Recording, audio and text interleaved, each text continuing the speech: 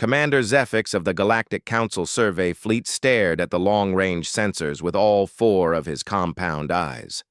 Something massive was drifting through the empty space between star systems, far from any known trade routes or inhabited worlds. The object appeared to be artificial, but its design was unlike anything in the Council's extensive databases. "Increase magnification," Zephyx ordered his bridge crew aboard the exploration vessel, Stellar Wisdom. The main viewing screen flickered and resolved into a clearer image of the mysterious object. What they saw made several crew members burst into laughter. The thing looked like an enormous metal brick floating through space. It was gray, angular, and completely lacking in the elegant curves and bioorganic designs that marked proper starship construction. Crude rectangular sections jutted out at random angles, connected by what appeared to be simple welded joints. The entire structure looked like it had been assembled by children playing with building blocks. "By the 7 moons of Cathari," wheezed Engineer Trylock, his breathing slits fluttering with amusement. "What primitive species built that monstrosity? It looks like they took scrap metal and just stuck it together with hope and prayer." Navigator Essex, a tall, crystalline being from the inner systems, chimed in with crystalline laughter that sounded like wind chimes in a storm. "Look at those propulsion units. They're actual chemical rockets. I haven't seen anything so backward since we discovered the ruins on Proxima 7. Whoever built this thing must have barely mastered fire." Science Officer Kalen, whose tentacles were dancing with scientific curiosity, ran a preliminary scan of the vessel. "The construction materials are interesting, though. Basic iron and steel alloys, some aluminum composites. Very simple, very crude, but surprisingly durable for such primitive metallurgy." Commander Zephyx studied the readouts flowing across his command console. The ship was indeed massive, almost 2 kilometers in length, but it showed no signs of life or active systems. It appeared to be nothing more than a derelict hulk drifting through the void. Still, protocol required investigation of any unknown vessels, especially ones this size. "Begin approach procedures," he commanded, "but maintain safe distance. Even primitive vessels can be dangerous if they're carrying unstable fuel or weapons." As the Stellar Wisdom moved closer, more details became visible. The alien ship's hull was scarred and pitted, clearly having endured centuries or perhaps millennia of micrometeorite impacts and radiation exposure. Strange symbols and markings covered various sections of the hull, but they were too weathered to make out clearly. "Commander," called communications specialist Vorthon, "I'm detecting some very faint energy signatures from the vessel. It appears to have some kind of backup power system still functioning, though at minimal levels." The closer they got, the more primitive the ship appeared. The hull plating was held together with actual rivets and welding seams, techniques so archaic that most Council species had abandoned them before they even achieved spaceflight. The sensor arrays looked like crude metal dishes and rods, completely unlike the sophisticated quantum sensors used by modern vessels. "I'm reading what might be weapon systems," reported Tactical Officer Nareth, his scaled hide rippling with disdain. "They appear to be kinetic projectile launchers. Can you imagine? They literally plan to throw pieces of metal at their enemies. How wonderfully primitive." This drew fresh laughter from the bridge crew. Kinetic weapons had been obsolete for thousands of years, ever since the development of plasma and energy-based armaments. The idea of hurling chunks of metal through space seemed almost quaint. "The engines are even more amusing," added Trylock, studying the propulsion systems. "Chemical combustion drives, possibly nuclear thermal rockets. The fuel requirements must have been enormous." "They probably needed to carry more fuel than cargo just to move this thing anywhere." Commander Zephyx was beginning to feel almost sorry for whatever species had built this vessel. It was clear they had tried their best with the limited technology available to them, but the result was a ship that wouldn't last 5 minutes in combat against even the most basic Council patrol vessel. "Sir, interrupted Sensor Specialist Korth. "I'm detecting something unusual. The ship appears to have artificial gravity systems, but they're not using gravitic generators. The readings suggest they achieved it through rotation. The entire ship spins to create centrifugal force." This revelation brought even more laughter. Spinning ships to create artificial gravity was a technique so primitive it was usually mentioned only in history classes about the earliest days of spaceflight. "How delightfully backward," commented Essex.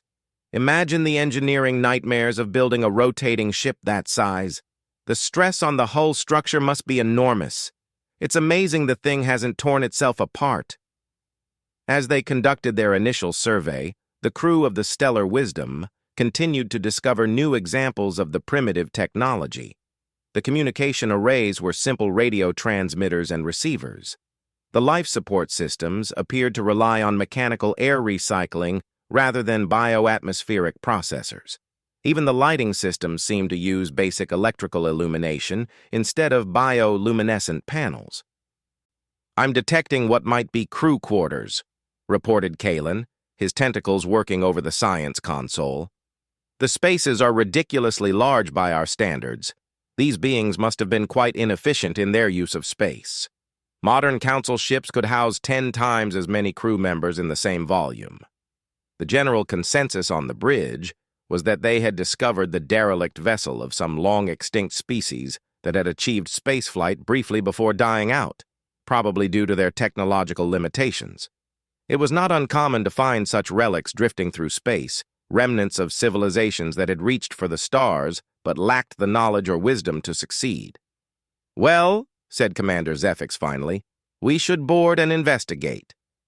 Even primitive technology can sometimes offer insights into different approaches to engineering problems, and we need to identify which species built this thing for our historical records." "Should we call for an archaeological team?" asked Kalen. "This seems like it might be of interest to the Council's Xenoarchaeology Department." Zephyx considered this. "Not yet. Let's do a preliminary investigation first. If we find anything particularly interesting, we can always request specialist support later." The boarding party was assembled quickly.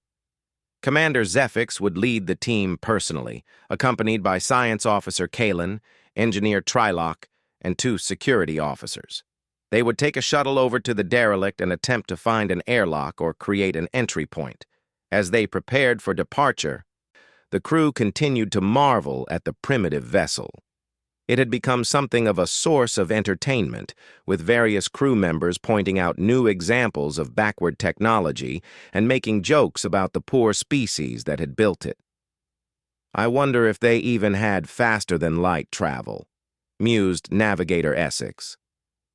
"This thing looks like it was designed for purely sublight journeys. They might have spent generations traveling between stars."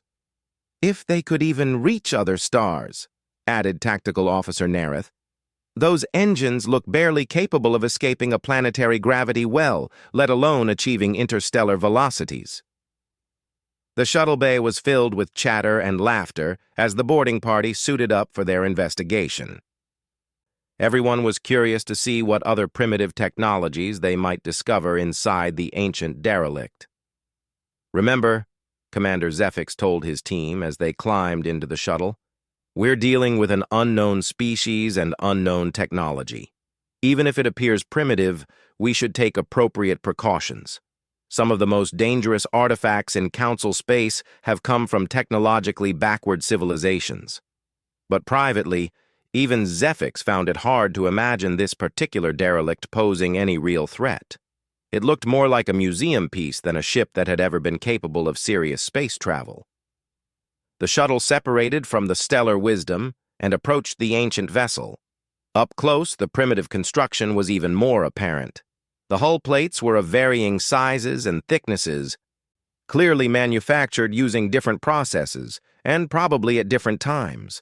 The whole ship looked like it had been built over many years, perhaps decades, with components added as they became available. "Look at those docking ports," observed Trilok as they searched for a way inside. "They're mechanical compression seals, not energy barriers, and they're huge. The engineering tolerance requirements must have been nightmare to maintain. They found what appeared to be a maintenance airlock on the ship's side. The controls were simple mechanical switches and dials, labeled with symbols that looked almost like mathematical notation rather than proper writing. "I think I can figure out the operating mechanism," said Kalen, studying the airlock controls with several of his tentacles. "It's purely mechanical, probably pneumatic. Very simple, very robust, but incredibly crude by our standards."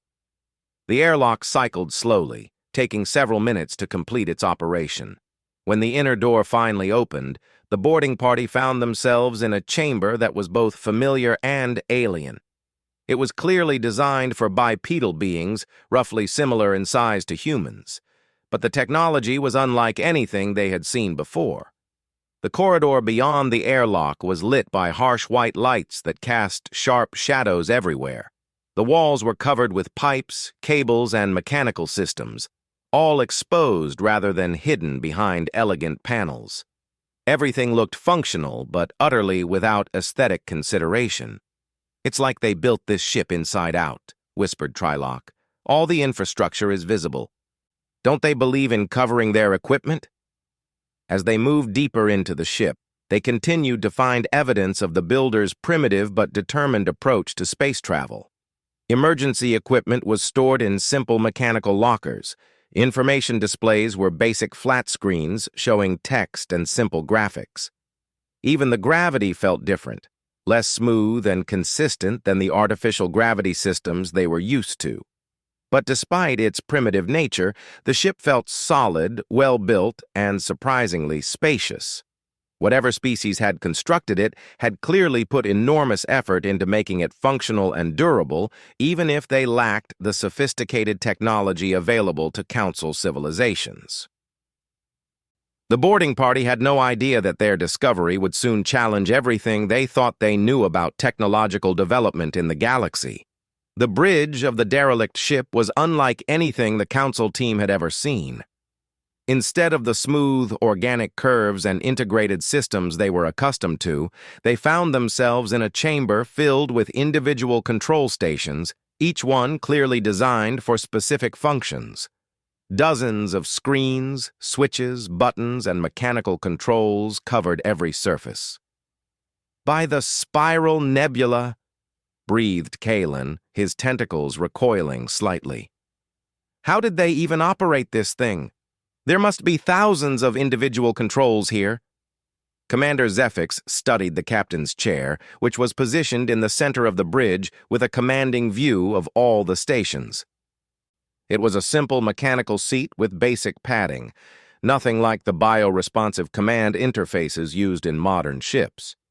Yet something about its design suggested careful thought and practical experience.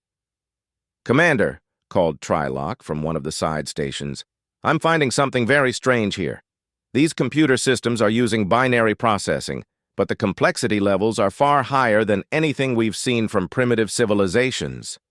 Look at this." He had managed to activate one of the dormant terminals using the ship's backup power.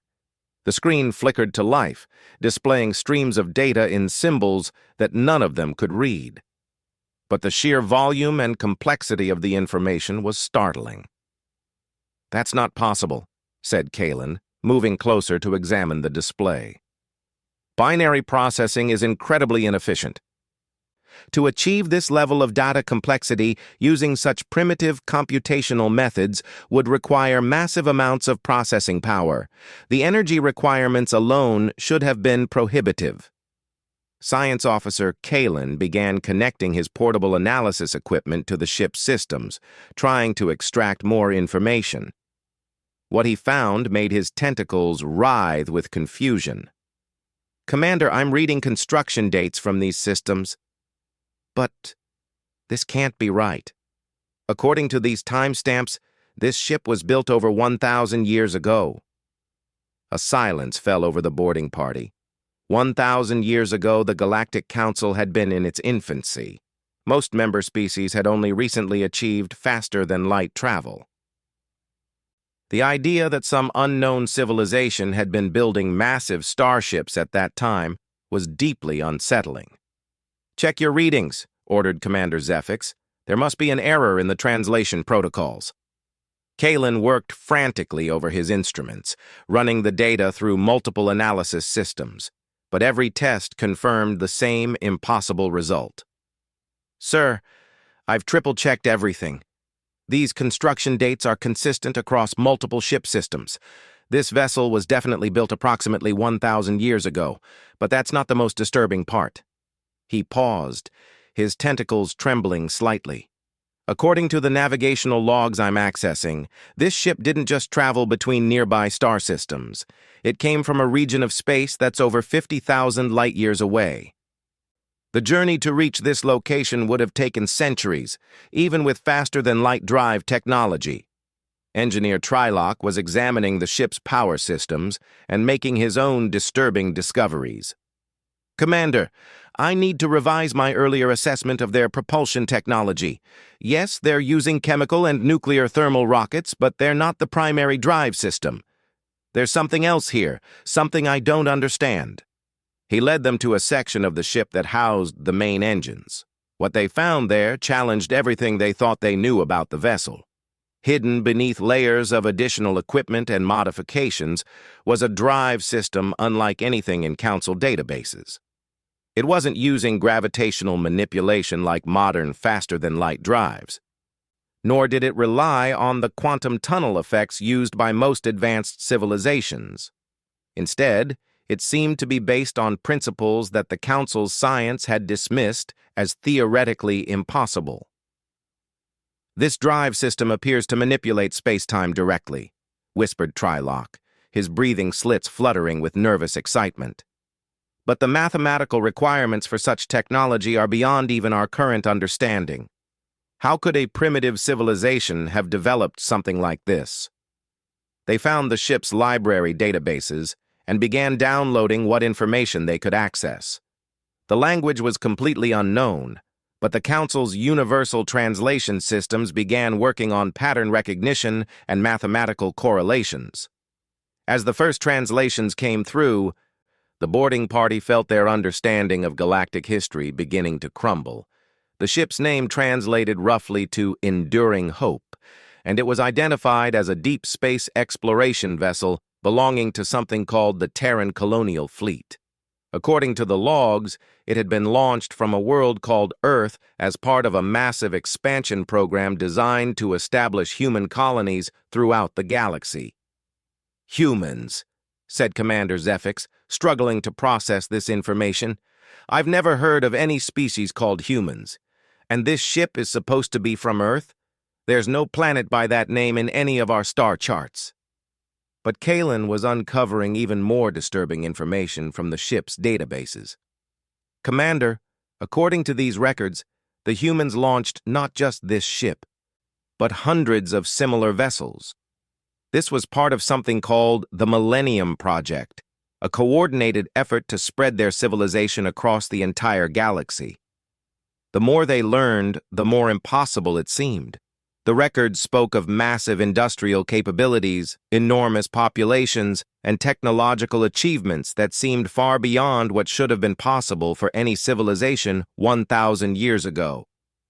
"Look at these population figures," said Trylock, studying demographic data from the ship's files. "They're claiming their homeworld had over 12 billion inhabitants, with colonies on hundreds of other worlds. That's larger than most current Council civilizations." But the most shocking discovery came when Kalen managed to access the ship's historical archives. Hidden deep in the database were records of contact with other alien civilizations, including detailed descriptions of several species that the boarding party recognized immediately. "Commander," Kalen said, his voice barely above a whisper, "these records describe contact with the Althari Empire, the Zelthian Trade Federation, and the Korthax Military Republic. They have detailed information about all of these civilizations, including technology assessments and diplomatic correspondence." This was impossible. The Althari Empire had dominated that region of space 800 years ago, before mysteriously disappearing. The Zelthian Trade Federation had been a major galactic power for centuries, before suddenly withdrawing from interstellar commerce. The Korthax Military Republic had been one of the most feared civilizations in the galaxy before they inexplicably abandoned their military expansion and became isolationist.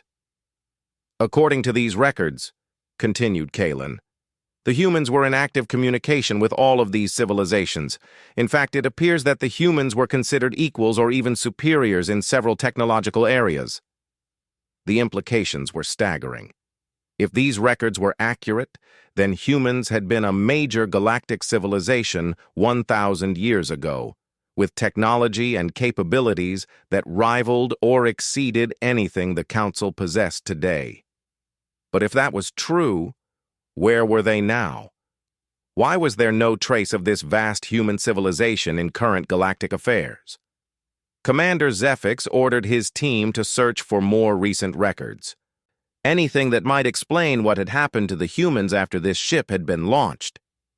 What they found in the ship's final log entries was both fascinating and terrifying.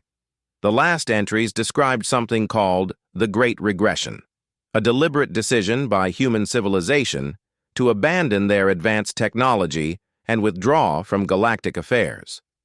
According to the logs, humans had discovered something during their expansion that convinced them that rapid technological advancement was dangerous, not just to themselves, but to all intelligent life in the galaxy.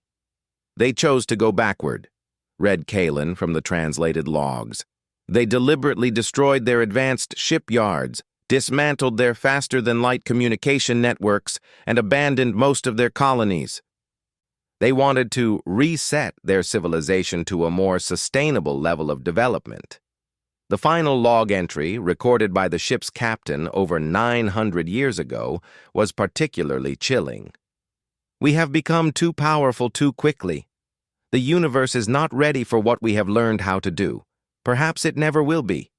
We are returning to Earth to shut down the Millennium Project permanently. Let future generations develop more slowly, more wisely.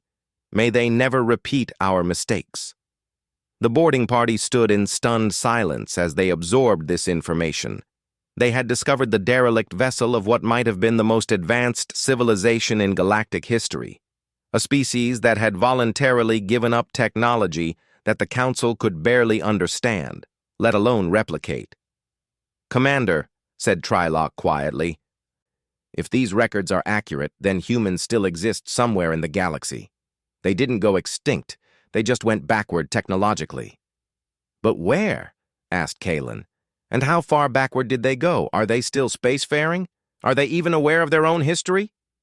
Before Commander Zephyx could answer, his communicator crackled with an urgent message from the Stellar Wisdom.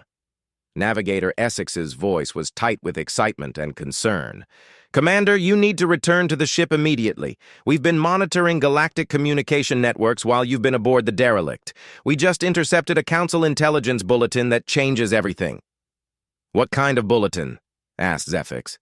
"Sir, they've positively identified a species called humans operating in the Outer Rim territories. According to the report, they've recently achieved faster-than-light travel and are beginning to make contact with other civilizations. The Council is considering them for preliminary membership evaluation." The boarding party exchanged stunned glances. The humans were back. After 1,000 years of deliberate technological regression, they had rebuilt their civilization and were once again reaching for the stars. "There's more, Commander," continued Essex. "The initial assessment reports describe them as promising but primitive, with technology roughly equivalent to early spacefaring civilizations. The evaluation team recommends treating them as the emerging species requiring guidance and protection." Commander Zephyx looked around at the incredibly advanced technology surrounding them in the ancient human ship.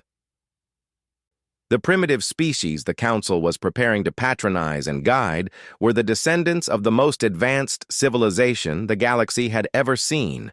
They just didn't know it yet. The emergency council session aboard the Stellar Wisdom was unlike any Commander Zephyx had ever convened. The senior officers sat around the conference table in stunned silence, trying to process the implications of what they had discovered. The primitive derelict they had mocked just hours earlier had turned out to be evidence of the most advanced civilization in galactic history. "Let me understand this correctly," said Navigator Essex, her crystalline form flickering with nervous energy. "The humans that the Council is currently evaluating as a promising primitive species are the same humans who built starships with technology we can't even understand, over 1,000 years ago?" "That appears to be correct," confirmed Science Officer Kalin, his tentacles organizing the data files they had extracted from the ancient ship. "Moreover, according to these records, they voluntarily abandoned that technology and regressed to a pre-spaceflight civilization. What we're seeing now is their second attempt at interstellar expansion." Engineer Trylock was studying the technical specifications they had downloaded, and his findings were making him increasingly uncomfortable. "Commander, I've been analyzing their faster-than-light drive technology. It's not just advanced. It's based on principles that our scientists have declared theoretically impossible. If this data is accurate, they were manipulating the fundamental structure of space-time itself." "How is that possible?" asked Tactical Officer Nereth, his scaled hide rippling with agitation.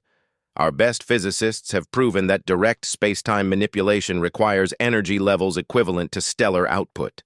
No civilization could possibly generate that much power." "Unless," said Kalin slowly, "they found a way to do it that we haven't discovered yet. Or perhaps they found a way that we deliberately chose not to pursue because we considered it too dangerous." This thought sent a chill through the assembled officers. The idea that any civilization might voluntarily abandon such advanced technology suggested that they had discovered something truly terrifying about its potential consequences. Commander Zefix activated the ship's secure communication system and established a priority channel to Council Intelligence Headquarters. What he was about to report would change everything the galactic community thought they knew about technological development and species classification. "Intelligence Command, this is Survey Fleet Commander Zefix aboard the Stellar Wisdom. I need to speak with Director Corvash immediately. Classification, ultra priority, need-to-know basis." The response came back within minutes, which was unprecedented for bureaucratic council communications. Director Corvash's insectoid features appeared on the screen, his compound eyes glittering with curiosity and concern. "Commander Zefix, your request for ultra-priority communication has been approved. What have you discovered that requires such extreme classification?" Zefix took a deep breath before beginning his report. "Director, we've discovered a derelict vessel of unknown origin drifting in the Kethvar system. Our initial assessment was that it belonged to an extinct primitive civilization. However, detailed investigation has revealed that this vessel was constructed by humans approximately 1,000 years ago, using technology that appears to be centuries ahead of our current capabilities." Director Corvash's mandibles clicked rapidly, a sign of extreme agitation among his species. "Did you say humans, Commander?" "The same species currently under evaluation for Council membership." "Affirmative, sir. But the implications are far more serious than species identification. According to the ship's historical records, humans were operating as a major galactic civilization 1,000 years ago, with colonies throughout the galaxy and technology that we cannot begin to replicate." The director's compound eyes focused intently on Zefix. "That's impossible, Commander. Our historical records show no evidence of any such civilization. A galactic-spanning human empire would have left traces throughout Council space. With respect, sir, it appears they deliberately erased those traces. According to the ship's final logs, humans voluntarily abandoned their advanced technology in something they called the Great Regression. They dismantled their colonies, destroyed their shipyards, and returned to their homeworld to start over at a more primitive technological level." The silence that followed this revelation lasted for several long minutes. Finally, Director Corvash spoke, his voice barely above a whisper.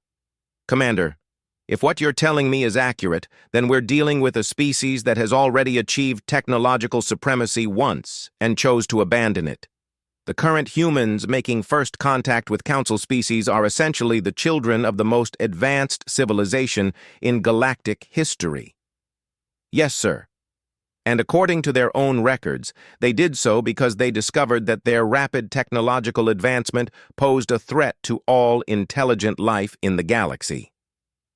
This information sent shockwaves through both the ship's crew and Council intelligence. If humans had voluntarily regressed from technological supremacy, what had they learned that made them fear their own capabilities? And more importantly, were they likely to discover the same things again as they rebuilt their civilization? Engineer Trylock had been continuing his analysis of the human ship's technology while the command conference proceeded. His findings were becoming more disturbing by the hour. "Commander," he interrupted the communication with Intelligence Command, "I need to report something critical. I've been studying their power generation systems, and I believe I understand why they might have chosen to abandon this technology." "Proceed, Engineer." "Their primary power sources aren't fusion or antimatter, as we initially assumed. They appear to be directly converting matter to energy using controlled singularities. Essentially, they were using artificial black holes as power sources for their starships. The implications hit everyone simultaneously. Controlled singularity technology was not just advanced, it was potentially catastrophic if it malfunctioned. A single accident could destroy entire star systems. "That's not all," continued Trylock. "Their faster-than-light drives weren't just manipulating space-time, they were creating temporary artificial wormholes. According to their technical manuals, they could establish instantaneous travel corridors across thousands of light years." Director Korvash's image on the communications screen flickered as he processed this information. "Commander, you're describing technology that could fundamentally alter the nature of galactic civilization. If humans possessed such capabilities, they would have been capable of appearing anywhere in the galaxy without warning. Which explains why they might have chosen to abandon it," said Commander Zefix grimly. "That level of power would be tempting to use aggressively and potentially destabilizing to galactic peace." Science Officer Kalen had been quietly working through the historical records, trying to correlate the human timeline with known galactic events. His discoveries were providing even more disturbing context. "Commander, I've found correlations between the human presence 1,000 years ago and several unexplained galactic events. The mysterious disappearance of the Althari Empire coincides with the end of their recorded diplomatic contact with humans. The Zelthian withdrawal from trade corresponds to a human memo about concerning political developments in their territory." "Are you suggesting the humans were involved in these civilizations' decline?" asked Director Korvash.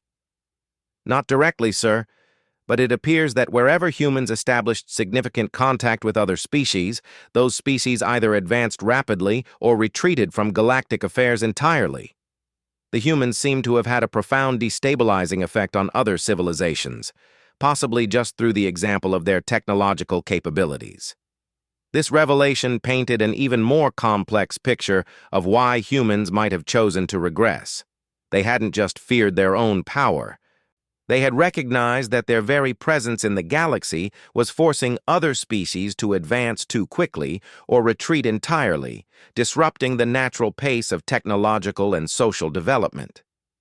Commander Zefix realized that the Council was now faced with an unprecedented decision. The humans currently seeking Council membership were not the primitive species they appeared to be, but the deliberately regressed descendants of a civilization that had once possessed godlike technological abilities. "Director," he said slowly, "we need to decide how to handle this information. Do we tell the humans about their own history? Do we reveal to the Council that we're evaluating the descendants of technological gods? And most importantly, what do we do if they start rediscovering their ancestors' capabilities?" Before Director Korvash could respond, Communications Specialist Vorthon interrupted with an urgent message from the Council's diplomatic corps. Commander, priority message from the Human Contact Division. The human delegation has requested an accelerated evaluation process. They're claiming they have significant technological contributions to offer the galactic community, and they want to demonstrate advanced capabilities that their initial assessments didn't reveal. The boarding party exchanged alarmed glances. Were the humans already beginning to rediscover their lost technology? Had their 1,000-year regression been shorter than planned? What kind of advanced capabilities are they claiming? Asked Director Korvash. Vorthon consulted his communication logs. They mention revolutionary propulsion concepts, breakthrough energy generation methods, and innovative approaches to space-time mechanics. The exact details are classified pending the demonstration, but the terminology is remarkably similar to what we've found in the ancient ship's databases. The silence that followed was deafening. It appeared that the humans were not just rebuilding their civilization. They were rapidly approaching the same technological milestones that had led them to voluntarily regress 1,000 years earlier. "Commander Zefix," said Director Korvash finally, "I'm ordering an immediate classification of ultra-secret on all information related to your discovery. No one outside of the current briefing is to know about the ancient human ship or its contents. We need time to evaluate the implications before making any decisions about how to proceed." "What about the humans currently seeking council membership, sir?" "Continue the evaluation process as normal, but monitor them closely for any signs of rapid technological advancement. If they begin demonstrating capabilities similar to what you found on that derelict, we'll need to make some very difficult decisions about the future of galactic civilization." As the communication ended, Commander Zefix looked around at his senior staff. They had set out to investigate what they thought was a primitive derelict vessel, only to discover evidence that could fundamentally change their understanding of galactic history and human potential. "Commander," asked Engineer Trylock quietly, "what do you think will happen when the humans remember who they used to be?" It was a question that would keep the entire crew awake for many nights to come. The galaxy had spent 1,000 years developing under the assumption that rapid technological advancement was both natural and desirable.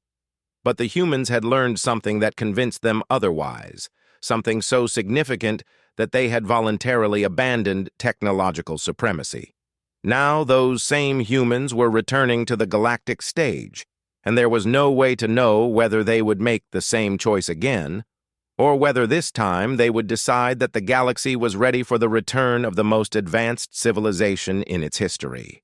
The ancient ship, Enduring Hope, continued its lonely drift through space, a silent monument to the species that had once ruled the galaxy and chosen to walk away. But its discovery had set in motion events that would determine whether that walking away had been permanent or merely a temporary pause in humanity's technological destiny. The boarding party completed their documentation of the vessel and returned to the Stellar Wisdom, carrying with them the secret that would either ensure galactic peace or herald the return of the most powerful civilization the universe had ever seen. Only time would tell which path the humans would choose when they remembered who they really were. The boarding shuttle, scientific inquiry, detached from the enlightened purpose, with barely a whisper, its advanced propulsion systems guiding it through the debris field toward the mysterious vessel. Commander Vexhai led the boarding party personally, accompanied by Science Officer Keltmore, Engineer Zathel, and a small security detail trained in xenoarchaeological procedures. As they approached the vessel's hull, the true scale of the ship became apparent. What had seemed large on the view screen was massive up close, a floating mountain of metal and purpose. The hull plates were indeed welded together, but as they drew closer, Keltmore noticed something that made his scientific instincts perk up. "Commander, these welds, they're not crude at all. Look at the molecular bonding patterns. This is precision work, designed to maintain structural integrity under extreme stress. Whoever built this understood metallurgy far better than our initial assessment suggested." Engineer Zathul, whose cybernetic implants allowed him to interface directly with the shuttle's scanning equipment, added his own observations. The armor thickness varies across the hull in a calculated pattern.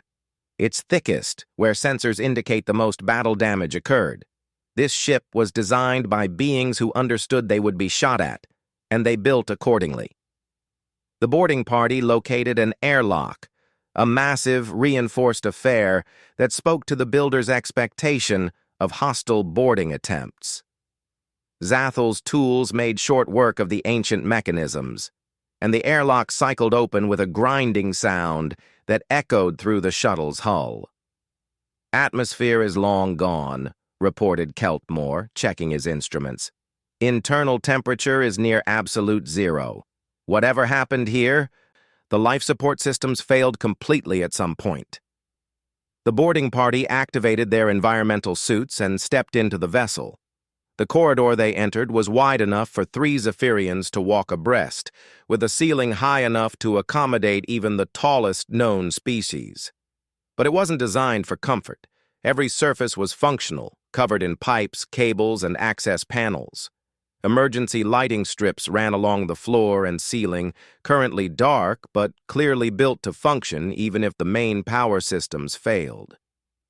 "Practical," murmured Vexhai, running his scanner along the walls. "Everything serves a purpose. No decoration, no wasted space, just function." As they moved deeper into the ship, the boarding party began to appreciate the scope of what they were exploring. This wasn't just a warship, it was a mobile fortress. Blast doors every 50 meters, automated defensive positions, redundant systems running through protected conduits. The builders had expected this vessel to be boarded by hostile forces and had prepared accordingly. "Commander," called Engineer Zathel from ahead, "you need to see this." They found him standing before what was clearly the ship's armory. Even in the darkness, their suit lights revealed rack upon rack of weapons, not elegant energy weapons or sophisticated projectile systems, but brutal, effective tools designed for one purpose: killing. The weapons were built to the same philosophy as the ship itself: robust, reliable, and devastating. Keltmore picked up one of the smaller weapons, his scientific curiosity overriding his caution. "This is interesting. It's a chemical projectile weapon, but the engineering is sophisticated. Multiple firing modes, extensive cooling systems, modular design for field maintenance. These beings expected to fight for extended periods without resupply." "Look at the ammunition," added Zathel, examining containers of metal slugs. "Various types: armor-piercing, explosive, some kind of incendiary compound. And the quantities— Commander, there's enough ammunition here to supply a small army for months of continuous combat." As they continued their exploration, the boarding party began to piece together a picture of the vessel's original crew. The living quarters were Spartan but comfortable, designed for beings roughly the size of Zephyrians, but with different proportions. The medical bay contained equipment they didn't recognize, but its purpose was clear: treating severe combat injuries under battlefield conditions. "Sir," reported Security Officer Hendricks, who had been examining the ship's bridge, "you should see the command center." The bridge was a masterpiece of military engineering. Multiple command stations, each with manual backups and independent power systems. Tactical displays that could show battlefield information from dozens of different perspectives. Communications equipment designed to punch through jamming and interference that would cripple more sophisticated systems. But it was the captain's chair that truly caught their attention. Built for function rather than comfort, surrounded by controls and displays, it was positioned to give the ship's commander a perfect view of everything happening both inside and outside the vessel. Scratches on the armrests suggested years of use, and stains on the metal spoke to the stress of command during desperate battles. "Keltmore," said Vexhai quietly, "run a detailed analysis of the command systems. I want to know everything about whoever built this ship." As the science officer began his work, the rest of the boarding party continued their exploration. What they found continued to contradict their initial assumptions. The ship's computers, while primitive by galactic standards, were marvels of reliability and redundancy. The power systems could run on almost any available fuel source. The life support systems were built to function in damaged compartments, under hostile conditions, for extended periods. "Commander," reported Keltmore after several hours of analysis, "I've managed to access some of the ship's data systems. The information is fragmentary, but I'm beginning to understand more about this vessel's origin." Vexhai and the others gathered around the science officer as he displayed his findings on a portable holographic projector. The ship's designation appears to be Indomitable Will, and according to internal records, it was constructed in what they call Stardate 2387 by something called the United Earth Defense Force. "Earth?" questioned Zathel. "I've never heard of that world." "Neither have I," admitted Keltmore. "But the records indicate it's the home world of a species that calls itself humanity or humans. The ship was apparently part of a fleet engaged in what they termed First Contact Defense Operations." A chill ran through the boarding party as they processed this information. First Contact Defense Operations. That implied they had been fighting someone when they first encountered them. "What kind of defensive operations?" asked Vexhai, though he was beginning to suspect he didn't want to know the answer. Keltmore manipulated the holographic display, bringing up additional data. "The records are fragmented, but they reference multiple engagements against what they call hostile alien forces. Apparently, this species' first contact with extraterrestrial life was not peaceful." "That's impossible," protested Engineer Zathel. "The Third Galactic Renaissance was a time of peace. All species achieved interstellar flight during periods of prosperity and exploration. There were no hostile first contacts." "According to these records," continued Keltmore, his voice growing tense, "the humans encountered a species they call the Devourers, approximately 50 years after achieving faster-than-light travel. The Devourers apparently viewed humanity as nothing more than a food source and launched immediate attacks against human colonies." The implications hit the boarding party like a physical blow. If these records were accurate, it meant that during the galaxy's most peaceful era, an unknown species had been fighting for its survival against an enemy so hostile that no record of them existed in galactic databases. "Show us more," ordered Vexhai, his scientific curiosity warring with a growing sense of dread. The holographic display shifted to show tactical information, battle reports, casualty figures, strategic assessments.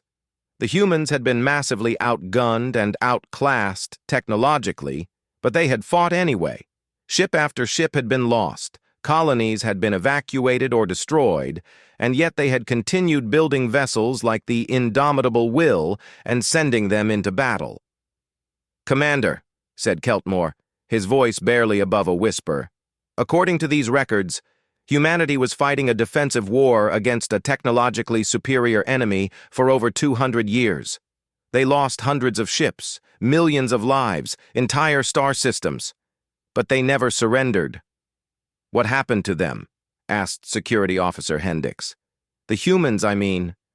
And these Devourers?"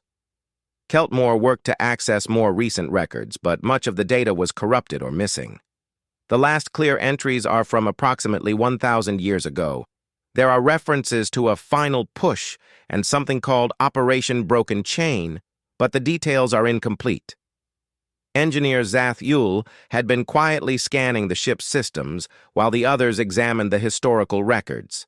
Now he looked up with an expression of scientific bewilderment. "Commander, I think I understand why this ship seemed so crude to us initially.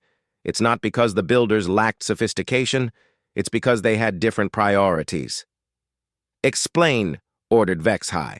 "Every system on this ship is designed for one thing: continued operation under catastrophic damage.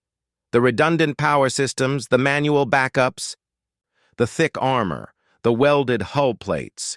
It's all designed to keep fighting even when most of the ship is destroyed. Our modern vessels are marvels of efficiency and elegant design, but they're fragile compared to this. You're saying this ship was built by beings who expected to be outgunned and outnumbered, said Vex-High, understanding dawning in his voice. Exactly. They couldn't match their enemies in technology, so they built ships that could absorb tremendous punishment and keep fighting. Look at these battle damage reports. The indomitable will survived engagements that should have destroyed it a dozen times over. As the boarding party continued their investigation, they began to understand that they weren't just looking at an ancient warship. They were looking at evidence of a species that had faced extinction and refused to accept it. Every design choice, every system, every weapon had been built by beings who knew they might lose, but had decided to make their enemies pay dearly for every victory. "Commander," said Keltmore, who had been working to piece together more of the ship's records, "I've found something else. Technical specifications for other human vessels. Sir, the Indomitable Will wasn't their most powerful ship. It was apparently a medium cruiser. They built things much larger." The holographic display showed wireframe schematics of massive vessels, some several kilometers long, armed with weapons that dwarfed anything in the current galactic arsenal. Ships designed not for exploration or trade, but for one purpose: war. "How many ships did they build?" asked Vex-High, though he was beginning to fear the answer. "Thousands," replied Keltmore. "Maybe tens of thousands. This debris field, I don't think it's the site of a single battle. I think it's where their entire fleet came to die." The boarding party stood in silence, contemplating the implications of their discovery. A species that had fought against impossible odds for centuries, that had built ships designed to absorb punishment, that would destroy any modern vessel, that had apparently made some kind of final stand in this remote corner of space. "Sir," said Engineer Zathel quietly, "if humanity built ships like this 1,000 years ago, and if they've had all this time to develop their technology further—" He didn't need to finish the thought. Every member of the boarding party was beginning to understand that their mocking dismissal of the crude vessel might have been premature. If the humans had survived their ancient war, if they had continued to develop their military technology with the same ruthless efficiency they had demonstrated in the Indomitable Will, then the galaxy might be about to encounter something unprecedented. They had stumbled upon evidence of a species that had learned to fight and survive against impossible odds. And somewhere in the depths of space, that species might still be out there, building ships and preparing for whatever came next. The revelation came not through the ship's ancient computers, but through Engineer Zathel's methodical analysis of the Indomitable Will's construction techniques. As the boarding party prepared to return to their ship, he made one final scan of the vessel's hull composition and discovered something that changed everything. "Commander," he said, his voice tight with barely controlled excitement, "you need to see this immediately." Vex-High and the others gathered around the engineer as he displayed his findings on the portable holographic projector. "I've been analyzing the metallurgical signatures in the hull plating, trying to determine the exact age and composition of the vessel. But I found something unexpected." The hologram showed a detailed molecular analysis of the ship's hull. "The base metals are indeed approximately 1,000 years old, as we initially determined. But there are trace elements, isotopic signatures, that shouldn't exist in naturally occurring materials. These elements were artificially created in controlled fusion reactions." "What does that mean?" asked Security Officer Hendricks. "It means," said Zathel slowly, "that the humans didn't just mine these materials from their homeworld. They manufactured them using advanced nuclear engineering techniques that we've only seen in the most sophisticated galactic civilizations." Science Officer Keltmore's compound eyes widened as the implications hit him. "You're saying they had advanced nuclear technology 1,000 years ago?" "More than that," replied Zathel.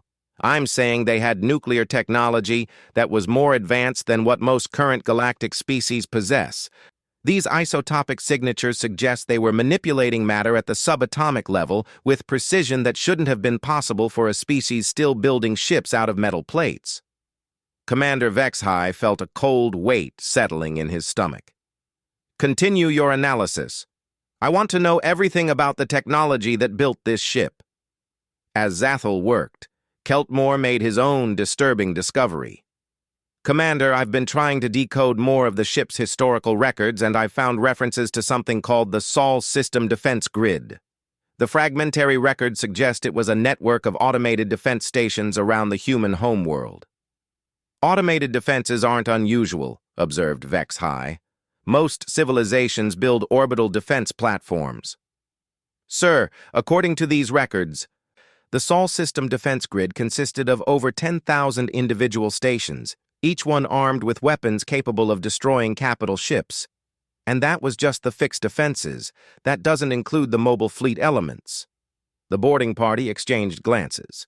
10,000 defense stations represented a military infrastructure that dwarfed anything currently known in the galaxy.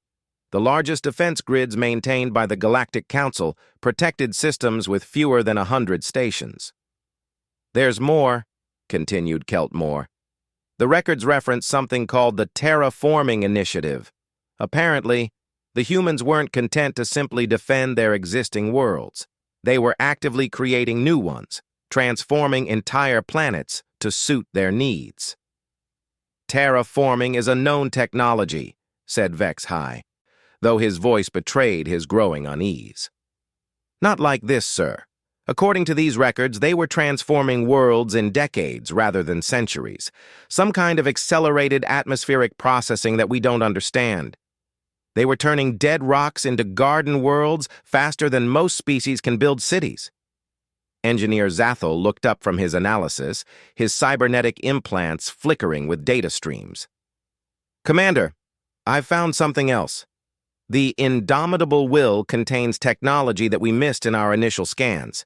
Hidden in the hull structure are what appear to be microscopic manufacturing systems, molecular assemblers designed to repair damage and maintain the ship's systems indefinitely. Self-repairing ships? Questioned Hendix. Self-improving ships, corrected Zathel. These assemblers don't just repair damage, they upgrade systems based on combat experience. This vessel was designed to become more effective the longer it fought. Every battle would have made it stronger. The full implications of their discovery were beginning to crystallize, and none of the boarding party liked what they were seeing. A species that had possessed advanced nuclear engineering, automated manufacturing, rapid terraforming, and self-improving military technology, all 1,000 years ago, during what the galaxy remembered as a peaceful era. Sir, said Keltmore quietly, I need to show you something else. I've been analyzing the star charts in the ship's navigation systems. The humans mapped significantly more territory than their official first contact date would suggest. The holographic display shifted to show a three-dimensional star chart covering hundreds of light years. Human exploration routes snaked through space, touching dozens of star systems, many of which were currently inhabited by species that had supposedly achieved interstellar flight centuries after humanity. According to these charts, continued Keltmore, the humans had explored most of this sector of the galaxy before they encountered the Devourers.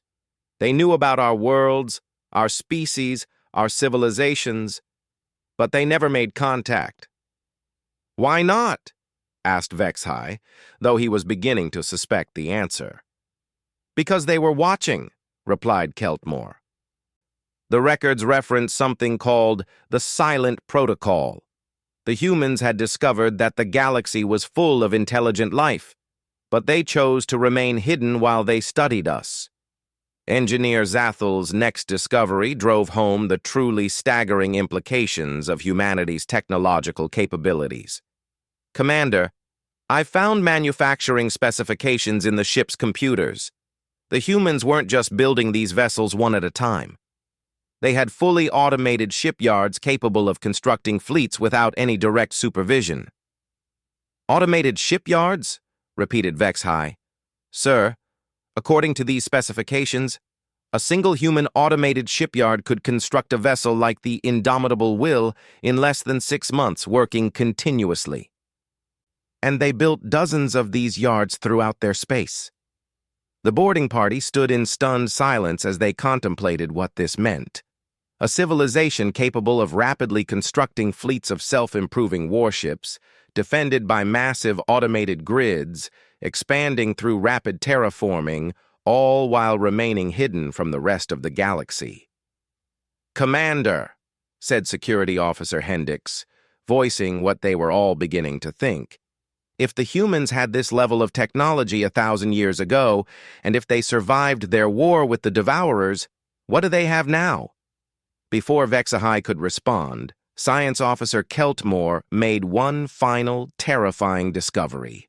"Sir, I've found the conclusion of the ship's records, the final entry, logged just before the Indomitable Will was abandoned." The holographic display showed a single line of text, translated from the human language. "Operation Broken Chain successful. Devourer homeworld eliminated. Fleet proceeding to rendezvous coordinates for Phase 2 operations. Long live humanity." "Phase 2 operations?" whispered Engineer Zathul. Keltmore manipulated the display, showing the last star chart logged by the ship's navigation systems. "The rendezvous coordinates are in the Galactic Rim territories, far beyond current explored space. If the humans successfully eliminated the Devourers and then withdrew to the Rim, they've had 1,000 years to build," finished Vexhai. 1,000 years to develop their technology in secret, with all the experience and knowledge gained from their war. The implications were staggering. While the known galaxy had enjoyed a millennium of peace and prosperity, focused on art, philosophy, and cultural advancement, humanity had potentially been preparing for something else entirely. They had started with technology that was already centuries ahead of its time, had been tempered by generations of total war, and had been given 1,000 years of uninterrupted development time in secret. "Sir," said Keltmore, his voice barely above a whisper, "there's one more thing. The ship's long-range sensors recorded something just before it was abandoned. Multiple massive signatures leaving the battlefield, heading toward the Galactic Rim. According to these readings, the objects were several kilometers long and moving at velocities that shouldn't have been possible with known propulsion technology." "The human fleet," said Vexahai. "They didn't die here. They won their war and left." As the boarding party prepared to leave the Indomitable Will, they each understood that their discovery would fundamentally alter galactic civilization. They had found evidence of a species that had been underestimated, had survived impossible odds, and had disappeared into the unknown with technology that was already centuries ahead of anything else in the galaxy. The trip back to the enlightened purpose was made in contemplative silence. Each member of the boarding party was lost in thought, trying to process what they had learned. The crude, primitive vessel they had initially mocked represented something far more significant than they had imagined. It was evidence of humanity's first steps into the galaxy, steps taken during a time when they were fighting for survival against an enemy that had tried to exterminate them. But more than that, it was proof that humanity was still out there, somewhere in the vast reaches of space, building and preparing and growing stronger with each passing year. When they finally returned to their ship, Commander Vexhai immediately called a meeting of his senior staff. As the crew of the Enlightened Purpose listened to their report, the same progression of emotions that had affected the boarding party, curiosity, amusement, concern, and finally fear, swept through the entire ship. "Recommendations?" asked Vexhai when the report was complete. "We need to contact the Galactic Council immediately," said Science Officer Keltmore. "This discovery has implications for every species in known space." "Agreed," replied Vexahai. "But what do we tell them? That we've discovered evidence of a species that's been secretly building military technology for 1,000 years? that somewhere in the galaxy there's a civilization that learned to fight against impossible odds and has been preparing for something we can't even imagine. We tell them the truth, said Communications Officer Neld, that the galaxy may be about to change, whether we're ready for it or not. As the Enlightened Purpose prepared to transmit its report to the Galactic Council, the crew couldn't help but wonder what humanity had become during their millennium of secret development. They had started as a species fighting for survival with crude but effective technology. What were they now, after 1,000 years of technological advancement driven by the hard-learned lessons of total war? The answer to that question was something the galaxy would discover soon enough. For in the deepest reaches of space, beyond the knowledge of the Galactic Council and its member species, humanity had indeed been building. They had taken the brutal lessons learned from their war with the Devourers and had used them to create something unprecedented, a civilization designed not just to survive, but to ensure that no other species would ever again face the extinction that they had barely escaped. The Indomitable Will and its sister ships had been humanity's first steps into the galaxy, but they were not humanity's last. And when they finally chose to reveal themselves to the galaxy at large, the crude, battle-scarred vessel that the crew of the Enlightened Purpose had discovered would be remembered not as a relic of primitive technology, but as a monument to the determination that had carried humanity from the edge of extinction to something far greater. The galaxy was about to learn what humanity had become, and nothing would ever be the same. 3 days had passed since the encounter with the Nexus dreadnought, and Captain Zeth-Ka found himself unable to concentrate on routine duties. The image of the human vessel's impossible transformation replayed endlessly in his mind. He had filed his report with Federation Command, but their response had been frustratingly bureaucratic. A simple acknowledgement and instructions to continue his mission. The Prosperity's Edge was now docked at Waystation Sigma-7, a massive space station that served as a trading hub for dozens of Federation species. Zeth-Ka had hoped that some distance from the mysterious encounter might help clear his thoughts, but instead, it had only intensified his curiosity. Dr. Yilan entered his quarters without the usual chime announcement, a privilege earned through decades of friendship and shared service. Her expression was troubled, and her tentacles moved in the agitated patterns that indicated deep concern. Zeth-Ka, I've been analyzing the sensor data from our encounter. The results are disturbing. Disturbing how?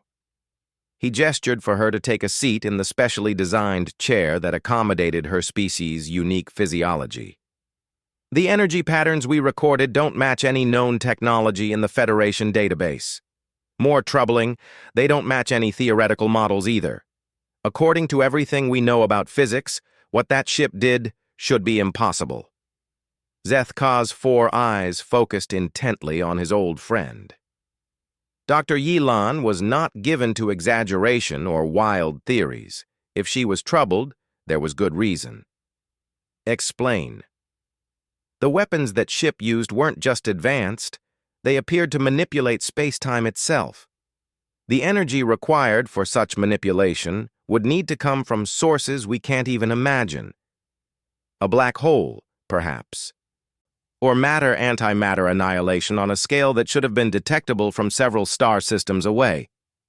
But our sensors detected no such energy signatures during the transformation. Exactly. Whatever technology that ship possesses, it operates on principles completely outside our understanding of science. Dr. Yilan's tentacles curled in frustration. I've been a physicist for over 60 years, Zeth-Ka. I've studied the technologies of 47 different species. This is beyond anything I've ever encountered. Before Zeth-Ka could respond, his communication console chimed with an urgent message. Lieutenant Zaris's voice filled the room. Captain, we have an incoming priority alpha transmission from Federation Intelligence Division. They're requesting an immediate secure conference. Zeth-Ka and Dr. Yilan exchanged glances. Priority Alpha communications were reserved for matters of galactic security. "Patch it through to my quarters, Lieutenant." The holographic projection system activated, revealing the image of Director Kels Moore, head of Federation Intelligence. The elderly Zentaurian's three heads turned in sequence as he addressed them, a sign of extreme importance among his species. "Captain Zethka, Dr. Yilan, thank you for accepting this communication. I'm contacting you because your recent encounter with a human vessel has raised significant concerns within Intelligence Division. Director, I submitted a complete report on the incident. Is there additional information you require? Captain, what I'm about to tell you is classified at the highest levels. The human vessel you encountered has been tracked by our deep space monitoring stations for the past 6 months. What troubles us is not just its capabilities, but its origins." Dr. Yilan leaned forward. "Origins? The humans told us it was an exploration vessel from Earth. That's where the situation becomes complicated. We've checked with Earth's colonial administration. They have no record of any ship called the Defiant Dawn. In fact, they have no record of any human vessel with those specific design characteristics." The implications hit Zeth-Ka immediately. "Are you suggesting it's not a human ship?" "Oh, it's definitely human. Our xenobiology experts confirmed the biosignatures of the crew." But here's what's truly puzzling. Spectroscopic analysis of the hull materials shows isotope decay patterns that suggest extreme age. How extreme? Dr. Yilan's scientific curiosity was clearly overcoming her caution. Director Kels Moore's three heads turned simultaneously, indicating the gravity of what he was about to reveal. "Preliminary estimates suggest that ship is at least 800 years old, possibly older." The silence that followed was profound. Zeth-Ka felt as though the space station had suddenly stopped rotating. 800 years ago, humans hadn't even achieved interstellar travel. According to all historical records, they were still confined to their home solar system. "That's impossible," Dr. Yilan whispered. 800 years ago, humans were barely capable of chemical rocket propulsion. They hadn't even developed fusion power. Nevertheless, the isotope analysis doesn't lie. We've run the tests multiple times using different methodologies. The results are consistent. Director Kels Moore paused, allowing the weight of this revelation to sink in. "Captain, we need you to investigate this matter further." "What kind of investigation?" "The Defiant Dawn was last detected entering the Kepler 442 system, the same system where you encountered it. We believe it's still in that area, possibly hiding among the asteroids. We need you to return and gather more intelligence about this vessel and its crew." Zeth-Ka felt a chill run through his body. "Director, if this ship is as dangerous as we witnessed, approaching it again could be extremely hazardous." "We understand the risks, Captain. But this situation has implications that extend far beyond a single mysterious ship. If humans possessed advanced technology centuries before they achieved space travel, it changes everything we know about their species and their role in galactic affairs." After the communication ended, Zeth-Ka and Dr. Yilan sat in contemplative silence. The implications of Director Kels Moore's revelation were staggering. If the Defiant Dawn was truly 800 years old, it meant humans had possessed incredibly advanced technology long before they made contact with the Federation. "Zeth-Ka," Dr. Yilan said quietly, "what if we've been wrong about humanity from the beginning?" "Wrong how? What if they're not the primitive, recently spacefaring species we thought they were? What if they've been capable of interstellar travel for centuries, and they've been hiding it?" The thought was unsettling. The Federation's relationship with humanity was based on the assumption that they were newcomers to galactic civilization, requiring guidance and protection. If that assumption was false, what else might they be wrong about? 2 days later, the Prosperity's Edge was once again traveling through hyperspace toward the Kepler 442 system. The crew had been briefed on their mission, though Zeth Ka had kept the most sensitive details classified. As far as they knew, they were conducting a routine follow-up investigation. When they emerged from hyperspace at the edge of the system, their sensors immediately detected the Defiant Dawn, exactly where Director Kelsmore had predicted. The human vessel was slowly moving through the asteroid field, apparently conducting the same survey operations as before. "Captain," Lieutenant Zaris reported, "the human ship is maintaining position near asteroid designation KP442 Alpha 7. Energy output appears minimal, consistent with standard survey operations." "Any response to our arrival?" "Negative, sir. They don't appear to have detected us yet." Dr. Yilan looked up from her science station. "Captain, I'm conducting passive scans of their vessel. The isotope analysis is confirming the Intelligence Division's findings. That ship is definitely ancient." Zeth Ka studied the human vessel through the viewscreen. In its current configuration, it looked exactly as it had during their first encounter, rust-streaked, patched, and apparently held together through determination rather than advanced engineering. But now, he knew better. Somewhere beneath that deliberately crude exterior lay technology that could manipulate the fundamental forces of the universe. "Take us closer, Lieutenant Zaris, but maintain a respectful distance. I don't want to appear threatening." As they approached, Zeth Ka noticed something that had escaped his attention during their first encounter. The seemingly random pattern of rust streaks and metal patches across the hull wasn't random at all. When viewed from the correct angle, they formed symbols, complex geometric patterns that seemed to shift and change as the perspective altered. "Dr. Yilan, are you seeing this? The hull markings? Yes, I've been analyzing them. Captain, these aren't maintenance patches or battle damage. They're a form of writing." "Writing? In what language?" "That's what's so strange. The symbols appear to be a form of ancient human script, but predating any known human writing system by thousands of years. It's as if someone created these markings using a language that wouldn't exist for millennia." Before Zeth Ka could respond, their communication system activated. Commander Chen's familiar voice filled the bridge. "Federation vessel. Prosperity's Edge. This is Commander Chen. We detect your approach. Is there something we can help you with?" "Commander, this is Captain Zeth Ka.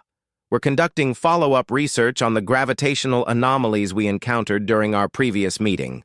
Would it be possible to coordinate our sensor sweeps to improve data accuracy?" The pause was longer this time, and when Commander Chen's voice returned, it carried the same uncertain quality they had heard before. "Captain, I'm afraid that won't be possible. Our current survey operations require specialized sensor configurations that might interfere with your equipment." Dr. Yilan was frantically working at her science station, her tentacles dancing across the controls. She looked up and caught Zeth Ka's attention, then made a subtle gesture indicating she had discovered something important. "Commander, perhaps we could meet halfway? Our science officer has some questions about the unusual energy readings we detected. A brief scientific exchange could benefit both our missions." "I'm sorry, Captain, but I'm not authorized to discuss our technical specifications or scientific data. Perhaps you could submit your questions through proper Federation channels." Dr. Yilan activated a small display screen visible only to Zeth Ka. The message that appeared made his heart skip a beat. "Captain, I've detected massive energy storage systems throughout that ship. The power levels are off the scale. This isn't just advanced technology, it's technology that operates on principles we don't understand. More importantly, the energy signature patterns match theoretical models for space-time manipulation devices that our best physicists say won't be possible for another 1,000 years." Zeth Ka felt the pieces of a vast puzzle beginning to fall into place. A ship that was centuries older than it should be, with technology centuries more advanced than it should possess, operated by humans who insisted it was just a routine exploration vessel. "Commander Chen, Forgive me if this sounds presumptuous, but our sensors indicate your vessel possesses some rather remarkable capabilities. The defensive systems you demonstrated against the Nexus ship were impressive. This time, the silence stretched long enough that Zethka began to wonder if the communication link had failed. When Commander Chen's voice finally returned, it carried a new tone, wary, careful, as if she were choosing each word with extreme precision. Captain, I think there may be some confusion. The Defiant Dawn is equipped with standard Federation defensive systems, nothing more. Standard systems that can erase matter from existence. The communication channel went silent. For several minutes, the only sound on the bridge was the quiet hum of ship's systems. Then, unexpectedly, a different voice spoke through the communication system. This voice was older, more authoritative, and carried an accent that Zethka couldn't place. Captain Zethka, this is Dr. James Harrison, Senior Mission Specialist aboard the Defiant Dawn. I understand you have some questions about our vessel. Dr. Harrison, thank you for speaking with us. We're simply trying to understand what we witnessed during the Nexus encounter. What you witnessed, Captain, was a demonstration of defensive capabilities that we prefer to keep private. I hope you can understand the need for discretion in these matters. Dr. Yilan looked up from her instruments and mouthed words that chilled Zethka to the bone. The isotope analysis just completed. That ship is over 1,000 years old. 1,000 years. Long before humans had achieved spaceflight. Long before they had even developed industrial technology. According to Federation historical records, 1,000 years ago humans were still using primitive steam engines and had only recently discovered electricity. Dr. Harrison, Zethka said carefully, I find myself curious about the history of your vessel. It appears to have significant heritage. All ships have history, Captain. The important thing is the mission they're currently performing. Of course. But sometimes, understanding the past helps us prepare for the future. Another long pause. When Dr. Harrison's voice returned, it carried a weight that suggested the man was carrying secrets far heavier than anything Zethka had ever imagined. Captain Zethka, there are some stories that aren't ready to be told, some truths that the galaxy isn't prepared to hear. I hope you can respect that. Dr. Harrison, with respect, the Federation has protocols for sharing information that affects galactic security. If your vessel possesses technology that could impact interstellar relations, there are proper channels. Captain, Dr. Harrison interrupted, what would you say if I told you that humanity's relationship with the galaxy is far more complex than anyone realizes? What if I told you that the assumptions everyone has made about human history are not just wrong, but impossibly wrong? The bridge of the Prosperity's edge fell into complete silence. Dr. Yilan's tentacles had stopped moving entirely, and Lieutenant Zaris was staring at the communication console as if it might explode. I would say, Zethka replied slowly, that I would very much like to understand what you mean by that. Captain, has it ever occurred to you to wonder why humanity adapted so quickly to galactic civilization? Why human technology, despite appearing primitive, seems to be uniquely effective? Why human ships perform better than they should? Why human tactics work against enemies that should outclass them completely? Dr. Harrison, are you suggesting... I'm not suggesting anything, Captain. I'm simply asking you to consider the possibility that everything the Federation knows about humanity might be based on incomplete information. Before Zethka could respond, the communication channel closed. Through the view screen, he watched as the Defiant Dawn began to move deeper into the asteroid field, its movements once again displaying that impossible grace that defied physics. Dr. Yilan looked up from her instruments, her expression grim. Captain, I've completed a full spectrum analysis of that vessel. The results are unprecedented. Tell me. The hull materials show isotope decay patterns consistent with extreme age, over 1,000 years, as I mentioned. But there's something else. Embedded in the metal structure are trace elements that shouldn't exist. Isotopes that, according to our understanding of stellar nucleosynthesis, couldn't have formed naturally in this galaxy. What are you saying? I'm saying that ship wasn't just built 1,000 years ago, Zeth-Ka. It was built somewhere else, somewhere very far away. As the implications of Dr. Yilan's words sank in, Zeth-Ka realized that their investigation had uncovered something far larger than a mysterious ship with advanced technology. They had discovered evidence that humanity's presence in the galaxy might not be the recent development everyone believed it to be.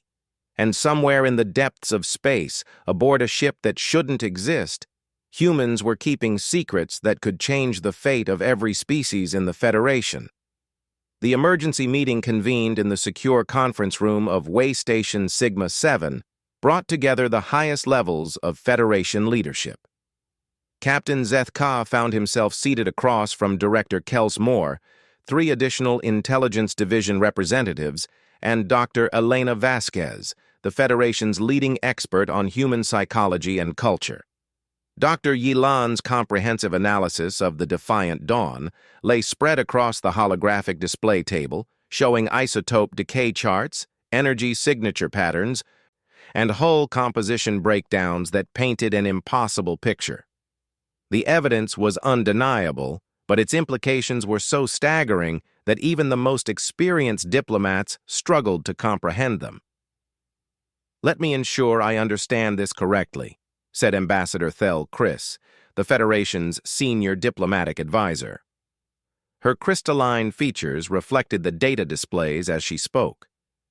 You're telling us that a human vessel, currently operating in Federation space, is over 1,000 years old and contains technology that exceeds our most advanced theoretical models. That's correct, Ambassador, Dr. Yilan replied. But there's more. The energy signatures we've detected suggest this ship is capable of faster-than-light travel methods that bypass hyperspace entirely.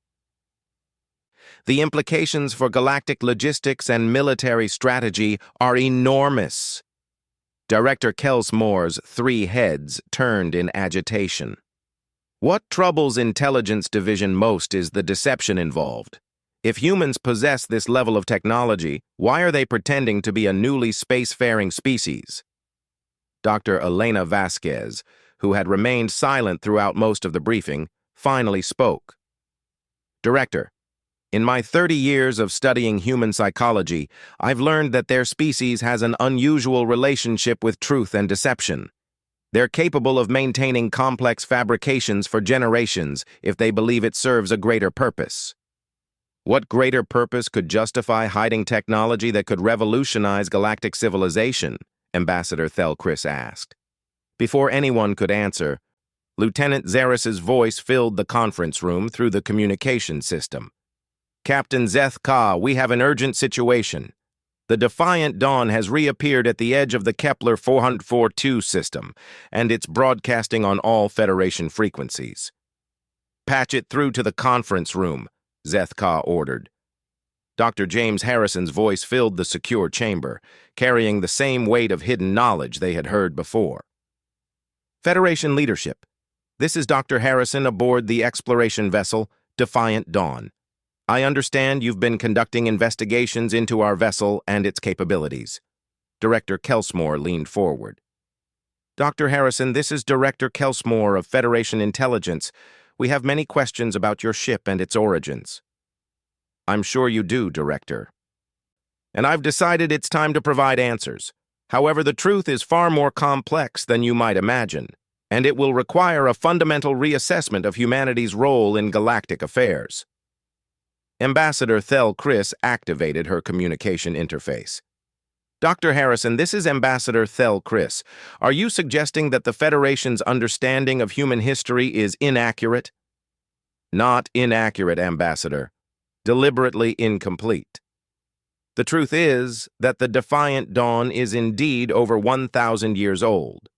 We built it in Earth's year 2157, long before humanity was supposed to have achieved interstellar capability. The silence that followed was profound. Every member of the conference room stared at the communication console, trying to process the implications of what they had just heard. Dr. Pride Harrison, Director Kelsmore said slowly, according to our historical records, humans didn't achieve interstellar travel until 3097. That's nearly 900 years after you claimed this ship was built. Your records are correct about when humanity officially achieved interstellar travel, Director, but they're missing a crucial piece of the story. The Defiant Dawn wasn't built by the same human civilization that you know today. Dr. Elena Vasquez leaned forward, her scientific curiosity overcoming diplomatic protocol. What do you mean by the same civilization?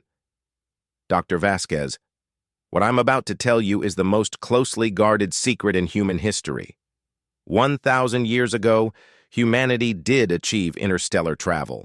We built ships like the Defiant Dawn and began exploring the galaxy. We made contact with dozens of species, established colonies on hundreds of worlds, and developed technology that you're only now beginning to understand. The implications hit Zeth Ka like a physical blow. Are you saying humans had a galactic civilization 1,000 years ago? More than that, Captain. We had the most advanced galactic civilization that had ever existed. Human technology surpassed anything the galaxy had seen before or since. We could manipulate space and time, create matter from energy, and travel between galaxies as easily as you travel between star systems. Ambassador Thel Chris's crystalline features had lost their usual glow. If that's true, what happened to this advanced civilization? Why are humans now seemingly primitive compared to their ancient capabilities? Dr. Harrison's voice carried a weight of sadness that resonated through the communication system. Because we chose to give it up. The conference room erupted in confused voices, everyone speaking at once. Zeth Chris raised her hand for silence. Explain what you mean by chose to give it up. 1,000 years ago, humanity reached a level of technological advancement that allowed us to see the future consequences of our actions. We developed the ability to analyze probability streams across vast time scales. What we discovered horrified us. Which was? We learned that advanced technological civilizations inevitably destroy themselves. Not sometimes, not in most cases, but always. Every single species that achieves technology beyond a certain threshold becomes a threat to the fundamental stability of the universe itself. Dr. Yilan's tentacles were moving in patterns of extreme agitation. Are you suggesting that advanced technology is inherently dangerous? More than dangerous, Dr. Yilan. It's ultimately fatal, not just to the species that develops it, but to all life in the galaxy. We discovered that there are limits to how much the universe can be manipulated before it begins to break down at a quantum level. Director Kelsmore's 3 heads were turning rapidly, indicating extreme distress.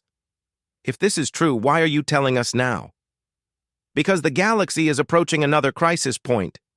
The Nexus Empire that attacked us in the Kepler 442 system isn't just a remnant of an old galactic power. They're what we became afraid of becoming.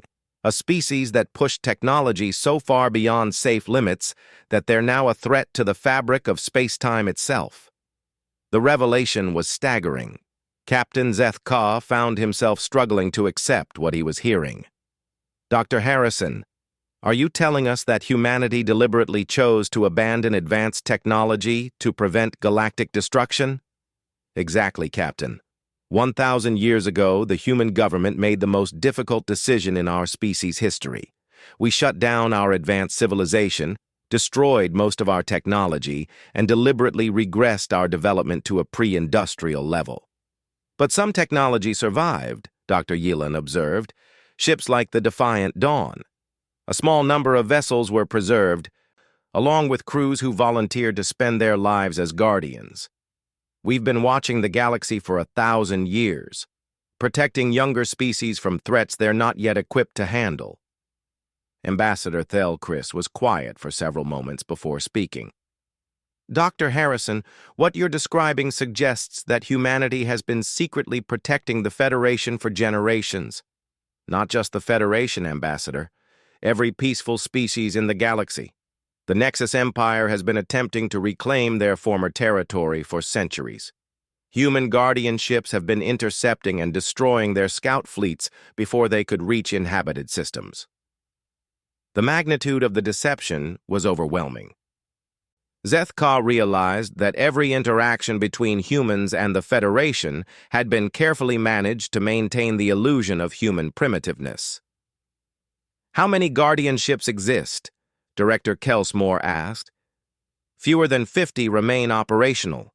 The Defiant Dawn, and vessels like it represent the last remnants of humanity's advanced period. When the final guardian ships are gone, the galaxy will need to face threats like the Nexus Empire on its own. Dr. Elena Vasquez leaned forward. Dr. Harrison, why are you revealing this secret now?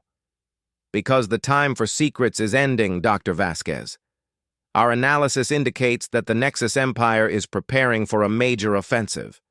They've been building new dreadnoughts in the void between galaxies, using technology that threatens to tear holes in space-time itself. How serious is this threat? Ambassador Thelchris asked. If the Nexus Empire succeeds in their plans, they won't just conquer the galaxy. They'll destroy it. Their technology will create cascading quantum failures that could potentially unravel the fundamental structure of reality itself.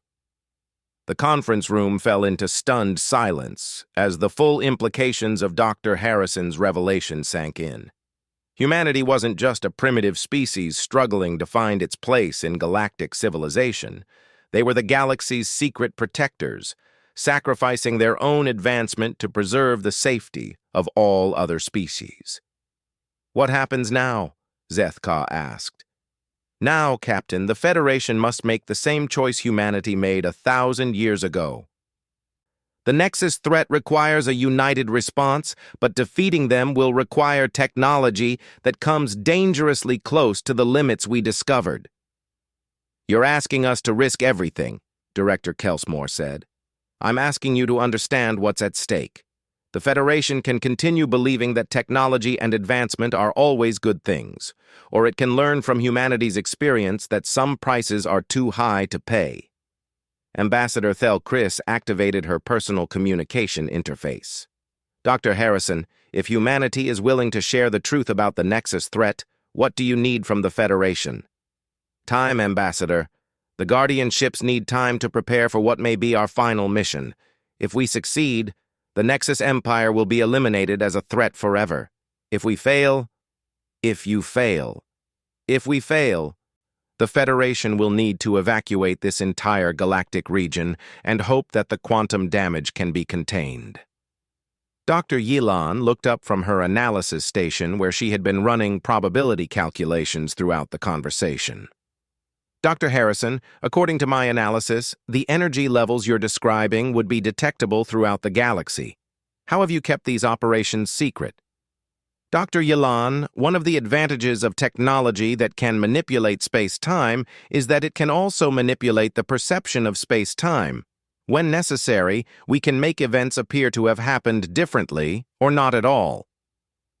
The implications were staggering. If humanity possessed technology that could alter the perception of reality itself, then everything the Federation thought it knew about galactic history might be carefully constructed illusion. How do we know any of this is real? Ambassador Thelchris asked quietly. Dr. Harrison's voice carried a note of understanding. Because, Ambassador, I'm about to show you something that will remove all doubt. Through the viewports of the space station, a sight appeared that defied all logic and reason.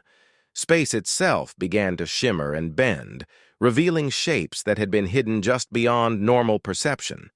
Dozens of ships materialized in the void around the station, not human ships, but vessels belonging to species that the Federation had never seen before. These are the other Guardian fleets, Dr. Harrison explained. Humanity isn't the only species that made the choice to limit their technological development. Throughout galactic history, several species have reached the same conclusion we did. They chose to become protectors rather than conquerors. Dr. Elena Vasquez stared at the display in wonder. You're telling us there's been a secret alliance of advanced species protecting the galaxy for millennia? Protecting it from threats you never knew existed. The Nexus Empire is just the latest in a long line of species that refuse to accept technological limits. Each time, the Guardian Alliance has been there to contain the damage. Captain Zethka found his voice. Dr. Harrison, what happens to the Federation? To all of us? That depends on what the Federation chooses to do with this knowledge, Captain. You can continue developing technology without limits, following the same path that led to the Nexus Empire's current state. Or you can join the Guardian Alliance and help protect the galaxy from those who refuse to learn from history. Ambassador Thel Chris was quiet for a long moment before responding. Dr. Harrison, this is perhaps the most momentous decision in Federation history. We'll need time to consider the implications. Time is what we're hoping to give you, Ambassador. The Guardian Alliance is preparing for what we hope will be the final confrontation with the Nexus Empire. If we succeed, the immediate threat will be eliminated, but the choice about the Federation's technological future will still remain. And if you don't succeed, if we don't succeed, Ambassador, then the Federation will learn very quickly what happens when technology is pushed beyond its safe limits. The universe itself will teach you the lesson that humanity learned voluntarily 1,000 years ago.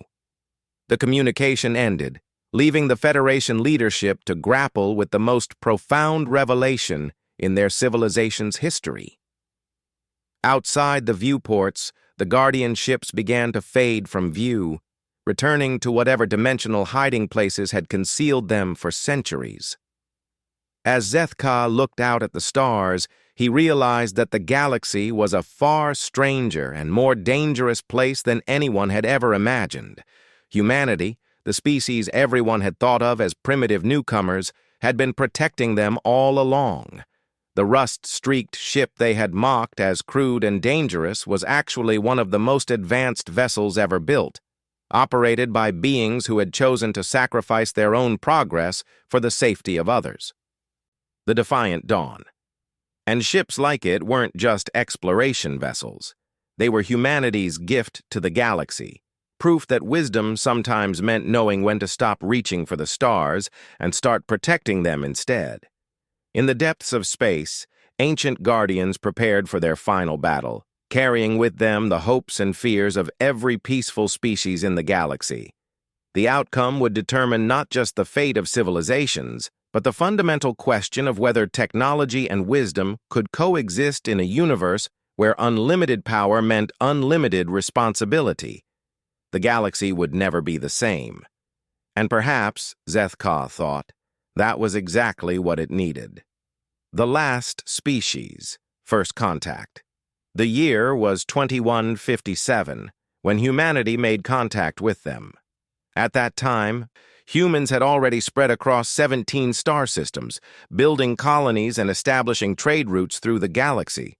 Earth's population had grown to 12 billion, and another 8 billion lived among the stars in space stations and planetary settlements.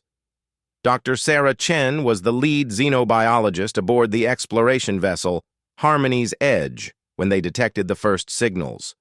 The ship had been investigating a binary star system called Kepler 442 when their long-range scanners picked up structured electromagnetic patterns unlike anything they had seen before. "Captain Rodriguez!" Sarah called from her station, her voice trembling with excitement. "I'm reading artificial signals from the third planet. They're complex, mathematical. This isn't natural cosmic radiation." Captain Elena Rodriguez moved quickly to Sarah's workstation. At 52 years old, she had seen many wonders during her 20-year career with the Deep Space Exploration Corps, but this was different. The signals showed clear patterns of intelligence. "How long have these signals been transmitting?" the captain asked. Based on the decay patterns, I'd estimate they've been broadcasting for at least 300 years, maybe longer. Captain, we're looking at a civilization that's been trying to communicate for centuries. The excitement aboard the Harmony's Edge was infectious. The crew of 87 humans from various Earth nations and colonies worked together to decode the alien signals. It took them 6 weeks of careful analysis before they began to understand the basic structure of the alien language. The beings called themselves something that roughly translated to the Eternal Gardeners in human language. Their planet, which they named Living World in their tongue, was a paradise of unprecedented beauty. When the Harmony's Edge entered orbit around their world, the crew stood speechless at the observation deck windows. The planet's surface was covered in vast gardens that stretched from continent to continent. Crystalline cities rose like natural growths from the landscape, their buildings seeming to breathe and pulse with organic light. Rivers of pure silver wound through forests of trees that appeared to be made of living gemstones, their leaves catching and reflecting sunlight in rainbow patterns across the sky. The Eternal Gardeners themselves were equally magnificent. Standing 7 feet tall on average, they possessed 4 arms and skin that changed color based on their emotions and thoughts. Their faces were elongated and graceful, with large eyes that held depths of knowledge and wisdom. They moved with a flowing grace that made them appear to dance rather than walk. When the first diplomatic team landed on Living World, they were greeted by a delegation of 12 gardeners, led by one who introduced himself as Keeper Zarthel. Through the translation devices the humans had developed, basic communication became possible. "Welcome, travelers from the distant suns," Keeper Zarthel spoke, his skin shifting to warm, golden hues that the humans learned indicated happiness and welcome. "We have been calling to the stars for many cycles, hoping someone would hear and answer. You are the first to come."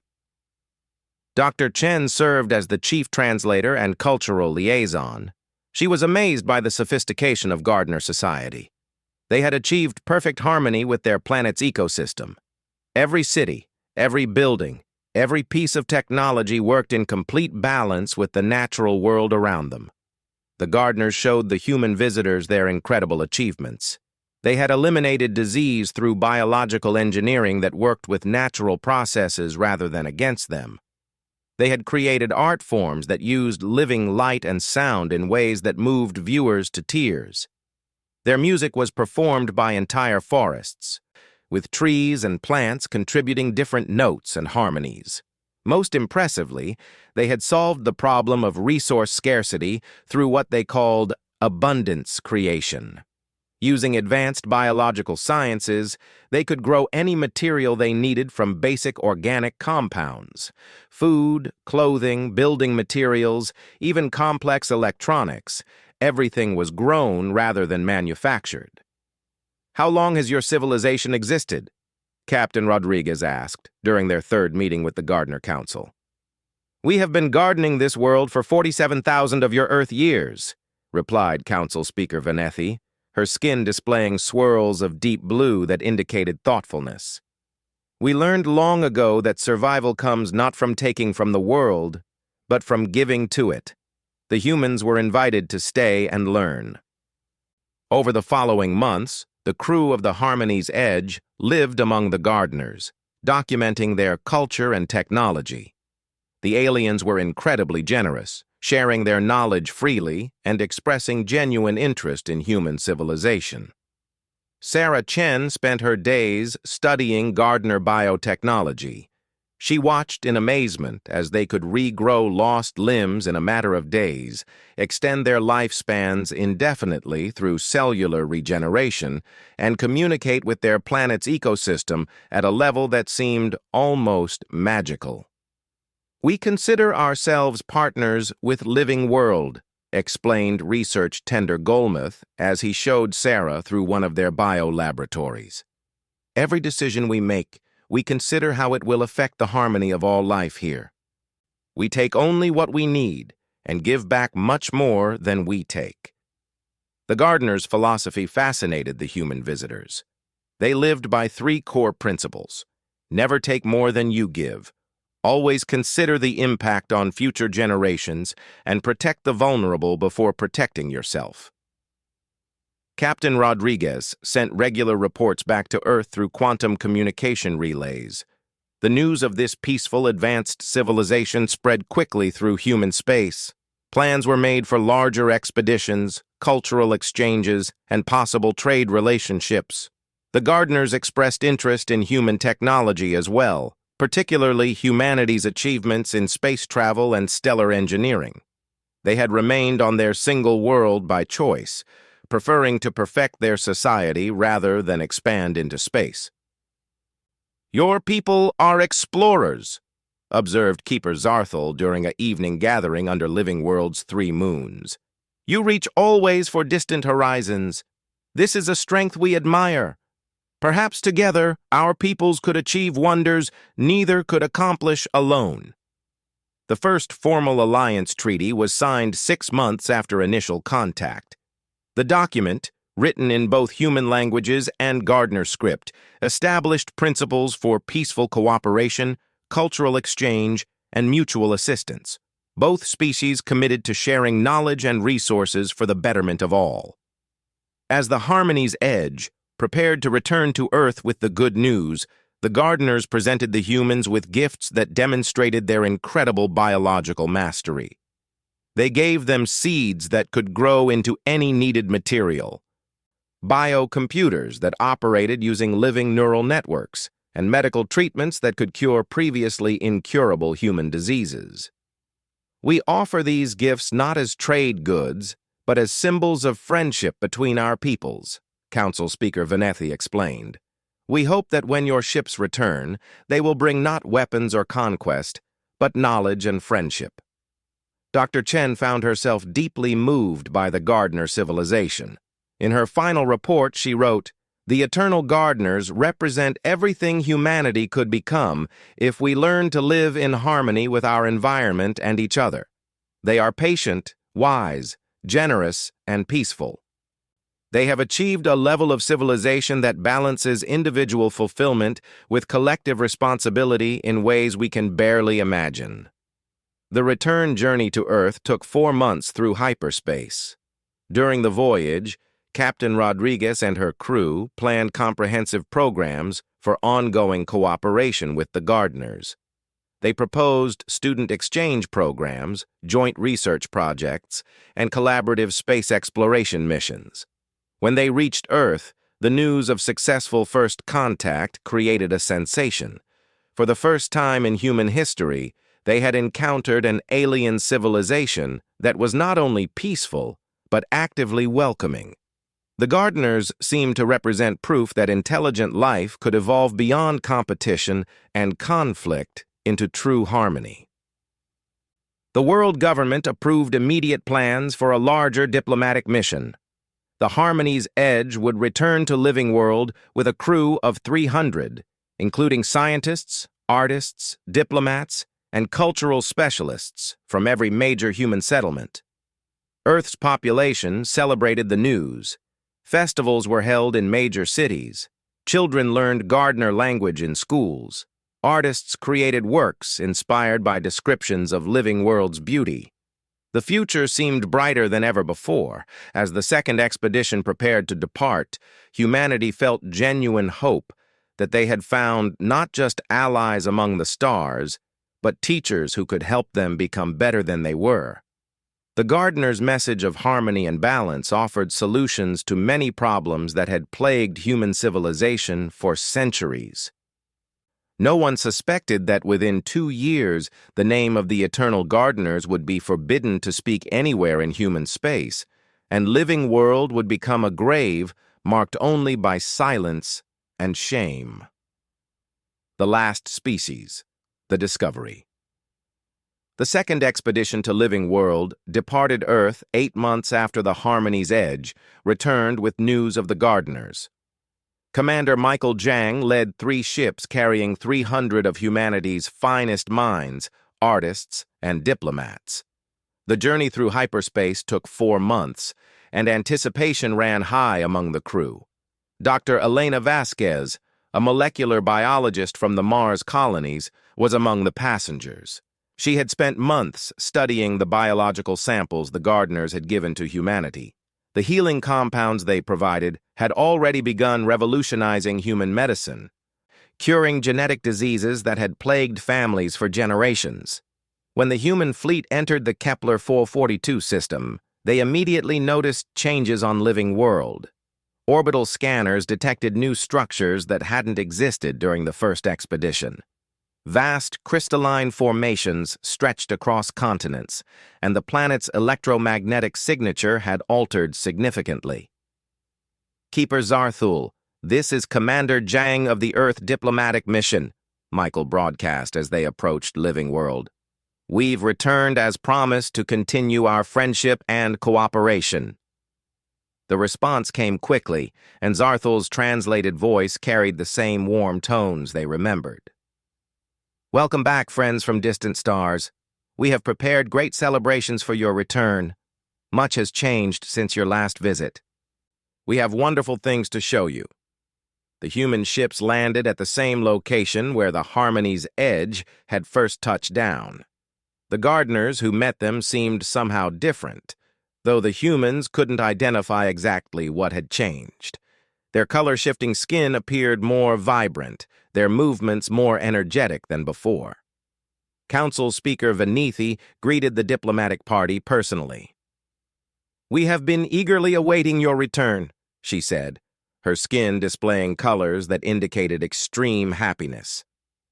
"The gifts of knowledge you left with us have borne incredible fruit. Please, allow us to show you what we have accomplished." The tour of the Gardener cities amazed the human visitors. The already impressive biotechnology had advanced beyond anything they had seen before. The gardeners now grew structures that defied physics, creating buildings that existed partially in normal space and partially in dimensions the humans couldn't perceive. Dr. Vasquez was particularly interested in the medical facilities. The gardeners had established what they called wellness gardens, vast biological complexes dedicated to healing and enhancement. "We have learned much from the samples of human biology you provided," explained medical tender Shawketh. "Your species has such fascinating genetic diversity. We have been studying it intensively." The comment seemed innocent enough, but something in Shawketh's tone made Elena uncomfortable. She had provided only a few drops of blood for analysis during the first expedition, standard diplomatic protocol for establishing biological compatibility. Over the following weeks, the human delegation participated in cultural exchanges and scientific conferences. The gardeners seemed more eager than before to learn about human physiology, psychology, and social structures. They asked detailed questions about human reproduction, child-rearing practices, and population dynamics. It was Dr. Yuki Tanaka, a xenopsychologist, who first noticed the disturbing patterns. She had been studying gardener social behavior and noticed that many concepts that should have existed in their language simply didn't.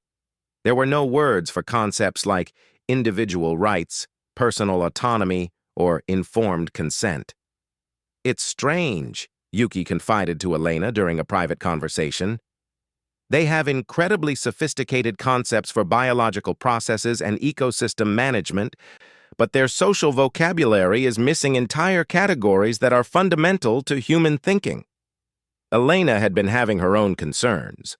When she requested to examine the biological samples the gardeners claimed to have studied, she was repeatedly told they were in process or being prepared for optimal viewing. After 3 weeks, she still hadn't seen any evidence of the research Shawketh had described. The breakthrough came when Dr. James Peterson, a quantum physicist, detected unusual energy signatures coming from beneath the gardener cities. Using passive sensors, he discovered vast underground complexes that extended far deeper than anything the gardeners had shown them. "The energy patterns are consistent with massive biological processing facilities," James reported to Commander Jong. "I'm reading thousands of individual biosignatures down there, maybe tens of thousands. When Commander Jang requested a tour of the underground facilities, Keeper Zarthel seemed genuinely confused by the request. "Why would you wish to see the growing chambers?" he asked. "They are simply where we cultivate our food sources. Surely your interest lies in our more advanced achievements." The evasiveness troubled Jang. He made the request more formally through diplomatic channels, but was told the areas were not suitable for visitors due to atmospheric incompatibilities. It was Elena who finally uncovered the truth. During a routine analysis of water samples from the Gardener cities, she detected traces of human DNA. Not just traces, concentrations that indicated massive quantities of human biological material were being processed somewhere in the city's systems. "This isn't possible," she told Yuki in private. "The only humans on this planet are our delegation. These DNA traces show genetic sequences from thousands of different humans. Where did they get this material?" The answer came when Dr. Peterson managed to penetrate the electromagnetic barriers around the underground complexes using modified sensors. What he found beneath the beautiful gardens and crystalline cities would haunt humanity forever. The underground facilities stretched for hundreds of kilometers in all directions. They were filled with vast biological tanks containing what could only be described as human farms. Thousands upon thousands of human beings floated in nutrient solutions, their bodies connected to complex biological machinery. But these weren't exactly human beings as Earth knew them. They had been modified, enhanced, and altered in ways that made them barely recognizable. Their limbs had been extended and their nervous systems expanded. Their skulls had been enlarged and their brains modified with organic implants that pulsed with alien technology. "Dear God," whispered James as the sensor data came through, "they're not just studying us, they're growing us." The truth was more horrifying than any of them could have imagined. The gardeners had been using the genetic samples provided by the first human expedition to create endless varieties of modified humans. Each individual in the tanks had been grown from human DNA, but altered to serve different purposes in Gardener society. Some had been modified to be living computers, their enhanced brains networked together to process information at incredible speeds. Others had been altered to serve as living art, their bodies shaped into beautiful forms that pleased Gardener aesthetic senses. Still others appeared to have been designed as biological tools, their bodies adapted for specific mechanical functions. Elena felt sick as she realized what the Gardeners' medical questions had really been about. They hadn't been interested in healing humans or forming friendships. They had been studying humanity like livestock, determining the best ways to breed and modify them for various purposes. "We need to get down there," Elena told Commander Jang. "We need to see this for ourselves." The infiltration team consisted of Elena, James, Yuki, and 6 military specialists. Using their knowledge of Gardener technology, they created a biological scanner that could disguise their presence among the underground facilities. What they found exceeded their worst fears. The Gardener growing chambers extended for hundreds of kilometers underground. Millions of modified humans floated in biological tanks, their bodies sustaining the Gardener civilization through their biological processes. Their enhanced brains served as living computers. Their modified organs produced materials for Gardener technology. Their altered nervous systems generated energy for the crystalline cities above. The most disturbing discovery came in the deepest chambers. Here, the Gardeners had created human variants designed specifically for their emotional and psychological needs. These modified humans existed solely to experience suffering, fear, and despair, which the Gardeners apparently fed upon as a form of emotional nourishment. "They're not Gardeners," Elena whispered as they watched thousands of conscious humans trapped in tanks, their faces contorted in silent screams. "They're farmers, and we're the crop." The team documented everything they could before returning to the surface. The evidence was undeniable and horrifying. The peaceful, wise gardeners were nothing more than sophisticated predators who had been cultivating humanity like a resource to be harvested and consumed. Commander Zhang faced an impossible decision. The 300 humans on Living World were outnumbered by millions of gardeners, and surrounded by technology they barely understood. Any attempt at rescue would be suicide, and the gardeners were already suspicious of their activities. The final piece of the puzzle came when Yuki managed to decode more of the gardener language using quantum linguistic analysis. She discovered that the word the gardeners used to describe humans in their private communications translated roughly to sweet meat or delicious thoughts. Humanity wasn't seen as an ally or friend. They were seen as a particularly tasty and interesting form of livestock. "We've been played from the beginning," Yuki reported to the command team. "Everything they showed us, everything they gave us, it was all designed to make us trust them so they could study us better. The medical treatments they provided, those were field tests to see how human biology would respond to their modifications. The gardeners had been planning to establish friendship with humanity, specifically to gain access to Earth's 8 billion humans. Living World was just the demonstration site. They intended to transform humanity's entire species into biological resources for their expanding civilization. Elena discovered the worst truth in the final days before the human fleet's planned departure. The gifts the gardeners had given them, the biological computers, the medical treatments, the growing seeds, all contained hidden biological programming designed to alter human genetics over time. Every human who had been treated with gardener medicine was slowly being converted into something that could be more easily harvested and modified. "We're not just dealing with betrayal," she told Commander Zhang during an emergency meeting. "We're dealing with biological warfare. They've already started the process of turning our entire species into their next crop." The human delegation faced a choice that would define their species forever. They could attempt to negotiate, hoping to find some peaceful solution. They could try to flee and warn Earth of the danger, or they could take action that would violate every principle of diplomacy and peaceful contact they had ever believed in.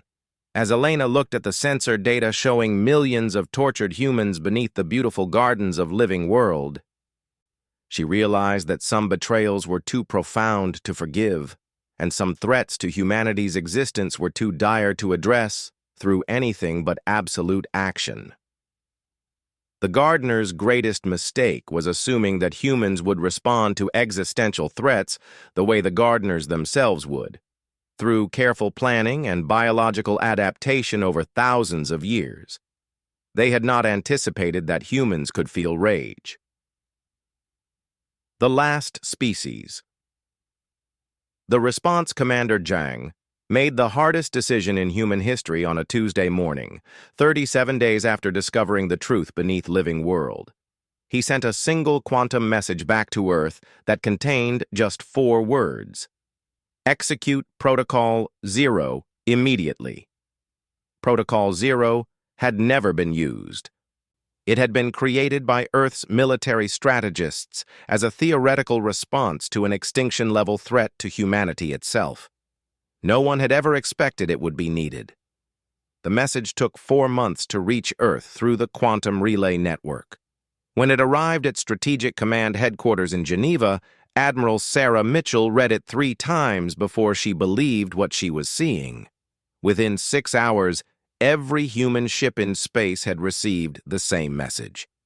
Within 12 hours, every human colony had begun implementing total war protocols. Within 24 hours, humanity had committed every resource it possessed to a single purpose: the complete eradication of the species they had once called the Eternal Gardeners. The response began with the largest military mobilization in human history. Every warship, every transport vessel, every cargo hauler was converted for military use. The 17 human colonies emptied their shipyards, their factories, and their research facilities to build weapons of destruction on a scale never before imagined. Dr. Elena Vasquez found herself assigned to a project that made her sick to contemplate. Using her knowledge of gardener biology, she was tasked with creating biological weapons specifically designed to target their unique physiology. The work violated every principle of medical ethics she had ever learned, but the images of tortured humans in those underground tanks left her with no moral doubts. "They treat us like livestock," she told her research team at the Titan Biological Warfare Facility. "We're going to treat them like the disease they are." Elena's team created 17 different biological agents, each designed to attack a different aspect of gardener physiology. They engineered viruses that would destroy the gardener's color-changing skin cells, bacteria that would consume their four-chambered hearts, and genetic disruption agents that would cause their cellular regeneration systems to turn against their own bodies. Meanwhile, Dr. James Peterson led the development of quantum weaponry designed to destroy the gardener's dimension-shifting technology. If the aliens could hide in parallel dimensions, humanity would simply destroy all the dimensions they could access. The Earth government made a decision that shocked the galaxy's other species. They announced that humanity was withdrawing from all diplomatic relations and ceasing all trade agreements. Every human ship was recalled from alien space. Every human colony was sealed and militarized. "We regret any inconvenience this may cause our friends among the stars," announced President Maria Santos in a broadcast to all known civilizations. "However, humanity has encountered a threat that requires our complete attention. We will resume normal relations when this threat has been eliminated." What the other species didn't know was that humanity was mobilizing for total war against an enemy they had never heard of. The gardeners had been so confident in their secrecy that they had made contact with no other species. Only humanity knew they existed. The industrial mobilization was unprecedented. The asteroid mining colonies of the belt were converted entirely to weapons production. The gas giant harvesting stations began producing exotic matter for weapons that existed only in theoretical physics. The research stations orbiting dead stars started experiments that had previously been considered too dangerous to attempt. On Mars, the terraforming engines were repurposed to create atmospheric weapons. On Luna, the mass drivers used for launching cargo were modified to fire projectiles at significant fractions of light speed. Even the generation ships that had been prepared for humanity's expansion into distant galaxies were converted into mobile weapon platforms. The most disturbing development came from the outer colonies. The research station at Proxima Centauri had been working on theoretical physics that bordered on madness. When they received Protocol Zero authorization, they began developing weapons that could destroy entire star systems by triggering stellar collapse. "We're not just going to kill them," reported Dr. Cynthia Reynolds from the Proxima facility. "We're going to erase them. Their planet, their star, everything. There will be no trace that they ever existed." As the weapons were prepared, rescue operations began for the human delegation still trapped on Living World. Commander Zhang and his 300 people had been maintaining the pretense of friendly relations while secretly documenting every detail of Gardner society and technology. The rescue came in the form of a single stealth ship that materialized in Living World's atmosphere using experimental cloaking technology. The extraction was surgical and precise. Within 6 hours, every human had been removed from the planet's surface and placed in quarantine facilities aboard the ship. The medical examination of the rescued humans revealed the full extent of the Gardner betrayal. Every person who had eaten Gardner food or received Gardner medical treatment showed signs of genetic modification. Their DNA was slowly being rewritten to make them more suitable for the Gardner farming operations. Dr. Vasquez worked for 72 hours straight to develop treatments that would reverse the genetic changes. The process was agonizing for the patients, but all 300 humans were eventually restored to their original genetic state. "They were turning us into cattle while we watched," Elena reported to Admiral Mitchell. "Every meal, every medical treatment, every gift they gave us was designed to make us more useful to them as livestock." The final attack began on December 15, 2158, exactly 1 year after first contact with the Gardeners. The assault fleet consisted of over 10,000 ships carrying weapons that represented the absolute pinnacle of human engineering and scientific knowledge. The Gardeners never saw them coming. Humanity had learned from their enemies. The attack ships used biological cloaking technology, reverse-engineered from Gardner science.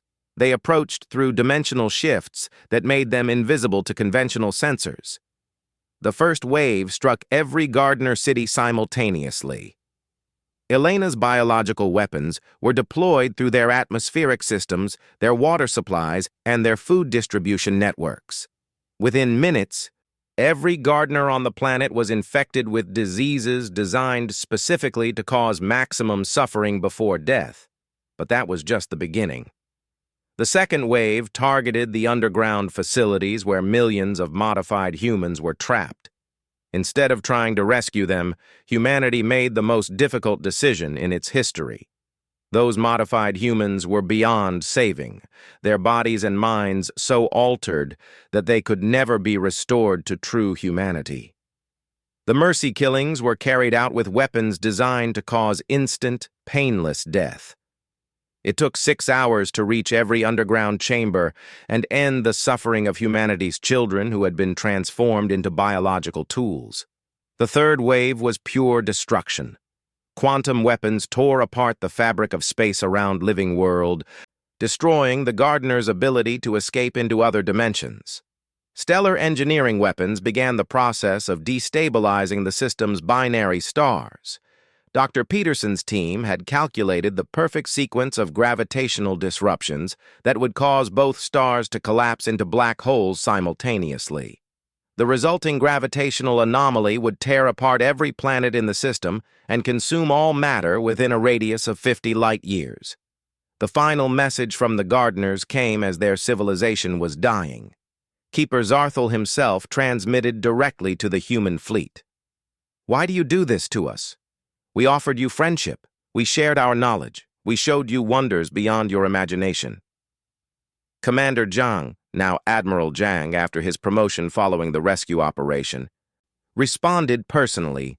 "You offered us slavery disguised as friendship. You shared knowledge designed to make us easier to harvest. The only wonder you showed us was the depths of evil that can hide behind a beautiful face." "But we are Gardeners," Zarthel protested, his translated voice weak and confused. "We tend and cultivate. We bring order from chaos. We transform the wild into something useful and beautiful." "Yes," Zhang replied, "and we are humans. We don't get tended. We don't get cultivated. And we sure as hell don't get turned into someone else's idea of useful and beautiful." The communication ended there. Within hours, both stars in the Kepler 442 system collapsed into black holes, creating a gravitational maelstrom that consumed every trace of the civilization that had once called itself the Eternal Gardeners. But humanity's response went beyond mere destruction. In the months that followed, every human database was purged of references to the species. Their name was removed from historical records, their language was deleted from translation matrices, and their very existence was erased from human knowledge. The official records show only that First Contact Protocol 7 was implemented in the Kepler 442 system due to incompatible biological requirements.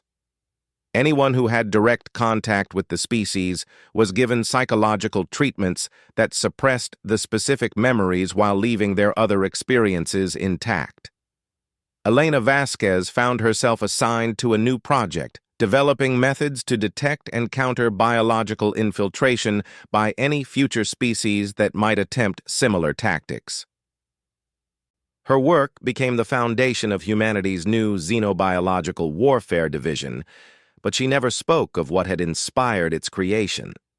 The other intelligent species in the galaxy noticed humanity's sudden withdrawal and subsequent return to normal relations. Some asked questions about the period of isolation, but humans consistently responded that they had been dealing with internal biological research projects that required quarantine protocols.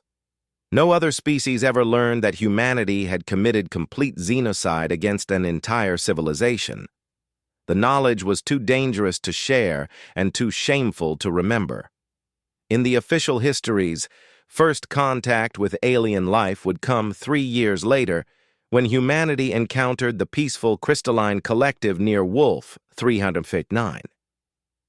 The collective would become humanity's first true alien allies, and the friendship would endure for centuries. But in the deepest levels of human space command, certain protocols remained in place. Protocols that would be triggered if any species ever again attempted to treat humanity as livestock rather than equals. The galaxy would eventually know humans as explorers, traders, diplomats, and warriors. They would be respected for their curiosity, their adaptability, their technology, and their fierce protection of individual rights. What the galaxy would never know was that humanity had once encountered a species so fundamentally evil, so profoundly threatening to human existence, that they had been willing to commit absolute genocide rather than allow such creatures to exist. The name of that species was never spoken again. Their existence was erased not just from the universe, but from human memory itself. In the end, the greatest punishment humanity could inflict was not death, but complete forgetting. And in the void where Kepler 442 had once shone, 2 black holes continued their eternal dance, marking the grave of a civilization that had made the mistake of seeing humans as something they could farm and harvest. The universe was safer for their absence, though it would never know why. Some burdens are too heavy for history to carry. Some victories are too dark to celebrate. Some enemies are too evil to remember. The last species to enrage humans had learned the difference between gardening and genocide. They had discovered that humanity's capacity for friendship was matched only by their capacity for absolute wrath. Their name was never spoken again because humans chose to forget that such evil had ever existed. It was better that way. For everyone. The galaxy had known peace for 3,000 years. Trade routes stretched across star systems like golden threads, connecting hundreds of species in a vast network of commerce and diplomacy. The Galactic Council maintained order from their crystal spires on Nexus Prime, where representatives from every civilized world gathered to discuss matters of mutual interest. Humans had joined this cosmic community only 2 centuries ago, arriving in their primitive fusion-powered ships with wide eyes and eager smiles. Most species found them amusing, these young bipeds who insisted on shaking appendages when they met, who leaked salt water from their optical organs when emotional, and who formed inexplicably strong bonds with nearly every creature they encountered. The Zephyrians had watched humanity's integration with typical detachment. As one of the oldest species in the galaxy, they had seen dozens of primitive worlds discover faster-than-light travel and stumble into galactic society. Most followed predictable patterns: initial wonder, rapid technological advancement through trade, gradual cultural assimilation, and eventual settling into their designated role within the cosmic hierarchy. Humans, however, proved unusually adaptable. Within 50 years, they had established colonies on dozens of worlds, their population growing at rates that alarmed the more conservative species. They traded eagerly, learned quickly, and most disturbing of all, they refused to know their place. The Galactic Council operated on a strict hierarchy based on age, technological advancement, and what they termed cosmic wisdom. The Zephyrians, having achieved interstellar travel when most current species were still developing basic agriculture, naturally held positions of highest authority.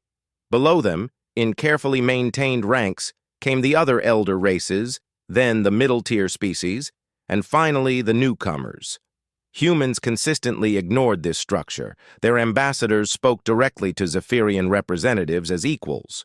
Their traders negotiated aggressively for better terms. Their scientists published research that challenged theories held sacred for millennia. Worst of all, they asked questions. Endless, probing questions about why things were done certain ways, whether old methods were truly optimal, and if there might be better alternatives. Council meetings that had once proceeded with dignified formality now erupted into debates when human representatives attended. They would interrupt carefully rehearsed speeches to request clarification, propose alternative solutions to problems, or suggest that perhaps certain issues deserved more thorough investigation before decisions were made. The Zephyrians tolerated this behavior initially, viewing it as the inevitable growing pains of a young species. They had seen it before. Primitive races often displayed such inappropriate boldness before learning proper deference. Time and gentle correction would solve the problem. But humans showed no signs of learning their place. If anything, they grew more confident, more assertive, more willing to challenge the established order. Their colonies thrived, their population exploded across dozens of systems, and their influence within the council continued to grow despite the Zephyrians' increasingly obvious disapproval. The breaking point came during a routine council session addressing trade regulations for newly discovered systems rich in quantum crystals. These crystals powered the most advanced technologies in galactic civilization, and their distribution had always been carefully controlled by the elder races to maintain stability. Human Ambassador Chen Liu stood during the Zephyrian elders' presentation, a breach of protocol so severe that several representatives gasped audibly. "With respect," she began, using the human phrase that somehow always preceded their most disrespectful statements.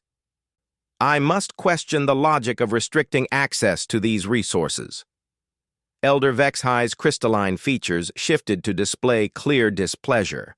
The Zephyrian's four arms gestured dismissively. "Young human, these matters are decided by beings with wisdom spanning millennia. Your species has existed in space for mere moments. You could not possibly comprehend the complexities involved." "Perhaps not," Chen replied calmly. "But I can understand basic economics and resource distribution. These restrictions benefit only the established powers while keeping developing worlds in artificial poverty. That seems neither wise nor just." The chamber fell silent. No representative had ever directly criticized the Council's fundamental policies in such terms. The Zephyrians prided themselves on being the galaxy's most enlightened species, bringing order and prosperity to all worlds under their guidance. To suggest their policies were unjust bordered on heresy. Elder Vexhi's form darkened, a clear sign of anger among his people. "Human arrogance knows no bounds. You dare lecture us on justice? Your species has existed for less than 1,000,000 years. We have guided galactic civilization since before your star was formed. You will learn respect, or you will learn your place through other means." The threat hung in the air like a poisonous cloud. For 3,000 years, no species had openly defied the Zephyrian Council. Those who had tried found their trade agreements terminated, their colonies isolated, their technological development stalled through selective embargo and diplomatic pressure. Chen Liu stood perfectly still for a moment, then smiled, that peculiar human expression that somehow managed to appear both friendly and deeply unsettling. "Elder Vexhi, with all due respect, humanity learned long ago that freedom and dignity cannot be traded away for comfort and security. We've fought wars against our own kind for these principles. Do you truly believe we'll abandon them now for the approval of beings we've never seen before 2 centuries ago?" Other human representatives throughout the chamber nodded agreement. They made no dramatic gestures, issued no proclamations, but their unified stance was unmistakable. They would not be intimidated, would not accept an inferior position based solely on the age of their species, and would not pretend to respect a hierarchy they considered fundamentally unjust. The Zephyrians left the chamber in rigid formation, their crystalline forms blazing with barely contained fury. Within hours, emergency sessions convened across their empire. For the first time in millennia, they faced a problem that standard diplomatic pressure and economic manipulation could not easily solve. Humans had established themselves too thoroughly, integrated too deeply into galactic society to be easily isolated. Their colonies provided agricultural products that fed dozens of worlds. Their manufacturers produced goods that had become essential to modern life. Their researchers had made breakthroughs that even the elder races found valuable. More problematic, other young species had begun watching humanity's bold stance with obvious interest. The Altarians whispered among themselves about human trade proposals that offered better terms than traditional Zephyrian agreements. The Kepler colonies had started adopting human agricultural techniques that tripled their crop yields. Even some middle-tier species showed signs of questioning long-held assumptions about galactic hierarchy. Elder Vex High consulted with the High Council, a secretive body of the oldest and most powerful Zephyrians who had guided their species' expansion across the galaxy. Their decision, reached after days of deliberation, was unprecedented in its scope and severity. Humanity would be made an example that would echo across the galaxy for generations. They would learn that defying the natural order carried consequences beyond their imagination. Other species would witness what happened to those who forgot their place, ensuring such dangerous ideas never took root again. The human colonies were spread across 47 systems, most of them on the outer rim where young species typically establish their first interstellar settlements. These systems were far from major trade routes, lightly defended, and completely dependent on galactic commerce for advanced technology and materials they could not yet produce themselves. The Zephyrians had maintained their dominance for millennia through superior technology, strategic positioning, and careful control of information.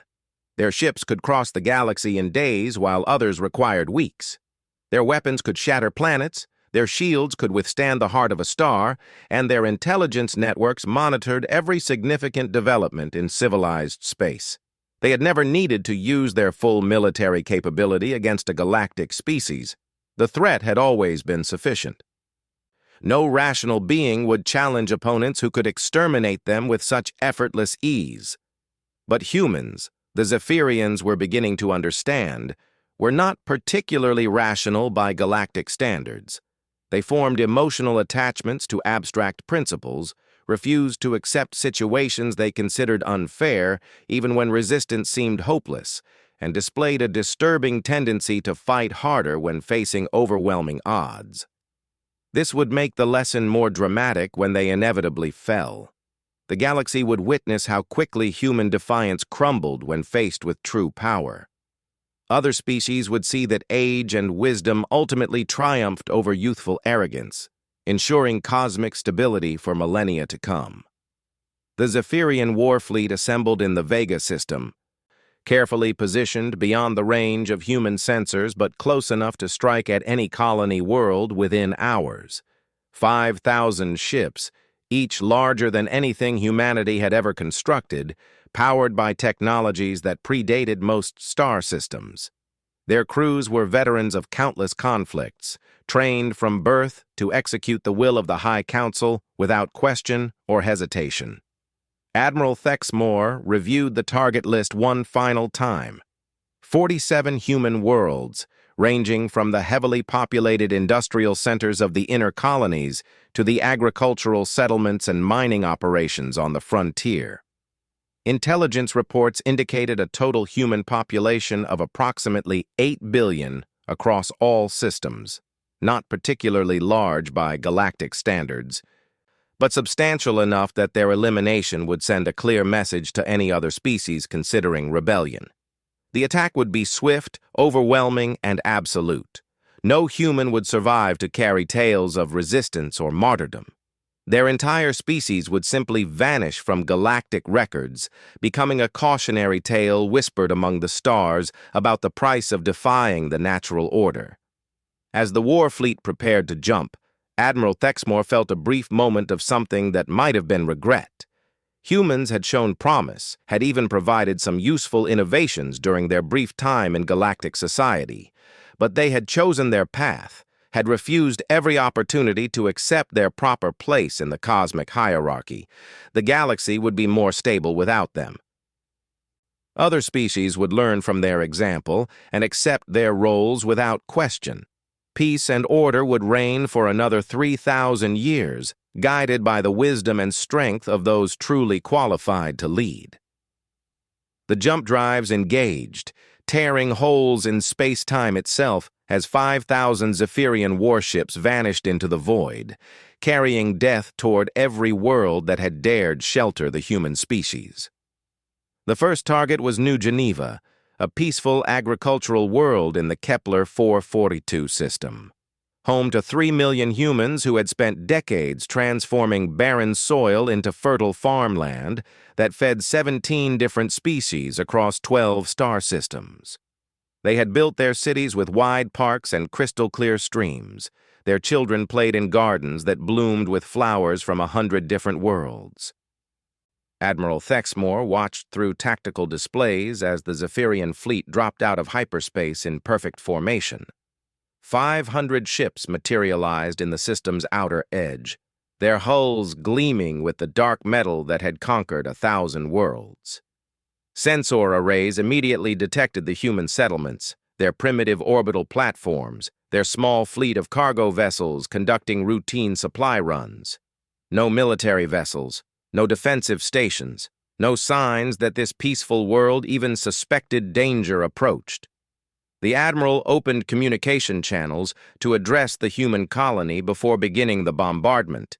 It was a matter of protocol, a final opportunity for the condemned to understand the magnitude of their species' failure. "Human settlements of New Geneva," his voice carried across the void in perfect translation. "You have 1 hour to evacuate your orbital facilities. Your people on the surface cannot be spared, but we will allow your station crews to depart in escape pods before we cleanse this world." Silence stretched for several minutes. Then a human voice responded, calm and strangely unafraid. "This is Governor Martinez of New Geneva Colony. I'm afraid we won't be evacuating anything today. In fact, I'd suggest you consider leaving our system immediately." Admiral Thexmore's crystalline features shifted in what his species displayed as amusement. "Governor Martinez, you address a fleet of 500 warships, each capable of reducing your entire world to molten slag. Do you perhaps misunderstand your situation?" "Not at all," Martinez replied. "I understand it perfectly. You've declared war on humanity. That was your first mistake. Coming here thinking we'd run or beg for mercy, that was your second. But your biggest mistake was assuming we've been sitting still for 200 years, just trading vegetables and making friends." The communication cut off. Admiral Thexmore waited for panic, for frantic evacuation attempts, for the desperate pleading that always preceded planetary conquest. Instead, the human settlements simply continued their normal operations. Cargo ships maintained their schedules. Agricultural stations kept broadcasting weather reports. Children could be seen through long-range sensors playing in those carefully tended gardens. "Begin preliminary bombardment of orbital platforms," the Admiral ordered. "Perhaps they need demonstration of our capabilities before reality penetrates their denial." The first Zephyrian destroyer powered its weapons and selected the largest human space station, a simple trading post that coordinated supply shipments across the sector. Particle beams that could punch through planetary crust lanced across empty space toward their target. The beams struck something approximately 1,000 kilometers short of the station and simply vanished. Admiral Thexmore stared at his displays, certain that equipment must have malfunctioned. "Tactical. Report status of weapon systems." "All systems nominal, Admiral. Weapons fired correctly and struck something. But sensors show no obstructions in that area. Fire again. Full spread this time. 20 ships opened fire simultaneously. Dozens of particle beams and plasma torrents crossed the void toward the human orbital facilities. Every single shot disappeared at precisely the same distance, as if they had encountered an invisible wall that absorbed energy beyond all comprehension. For the first time in millennia, Admiral Thexmore felt something that might have been concern. Long-range sensors, deep scan of the target zone. I want to know what we're shooting at. The answer that came back defied everything the Zephyrians understood about defensive technology. A field of some kind surrounded the entire inner system, an energy barrier that seemed to absorb and dissipate any attack directed at it. But the energy signature was completely foreign, not based on any known principles of shield generation or deflector technology.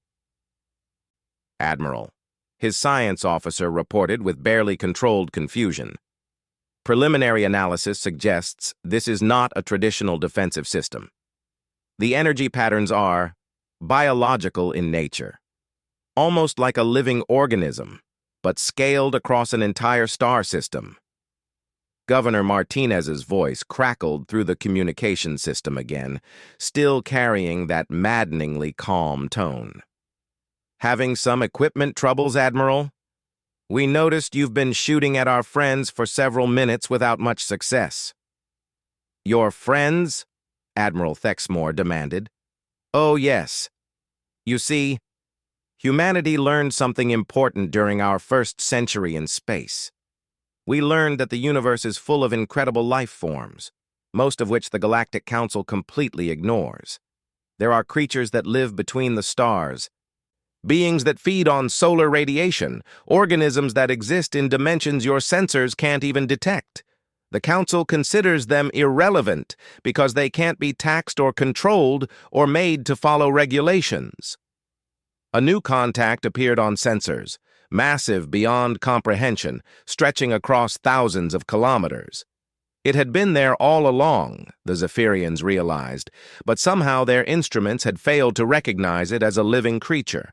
Its flesh was translucent, nearly invisible against the cosmic background, but now that they knew what to look for, they could see it moving with slow, graceful purpose. We call this one Leviathan, Martinez continued, his voice now carrying a note of unmistakable affection. She's been living in our system for about 50 years now. Magnificent creature, feeds on stellar radiation and grows larger every year. Very protective of her adopted family. More contacts appeared as the Zephyrians adjusted their sensors.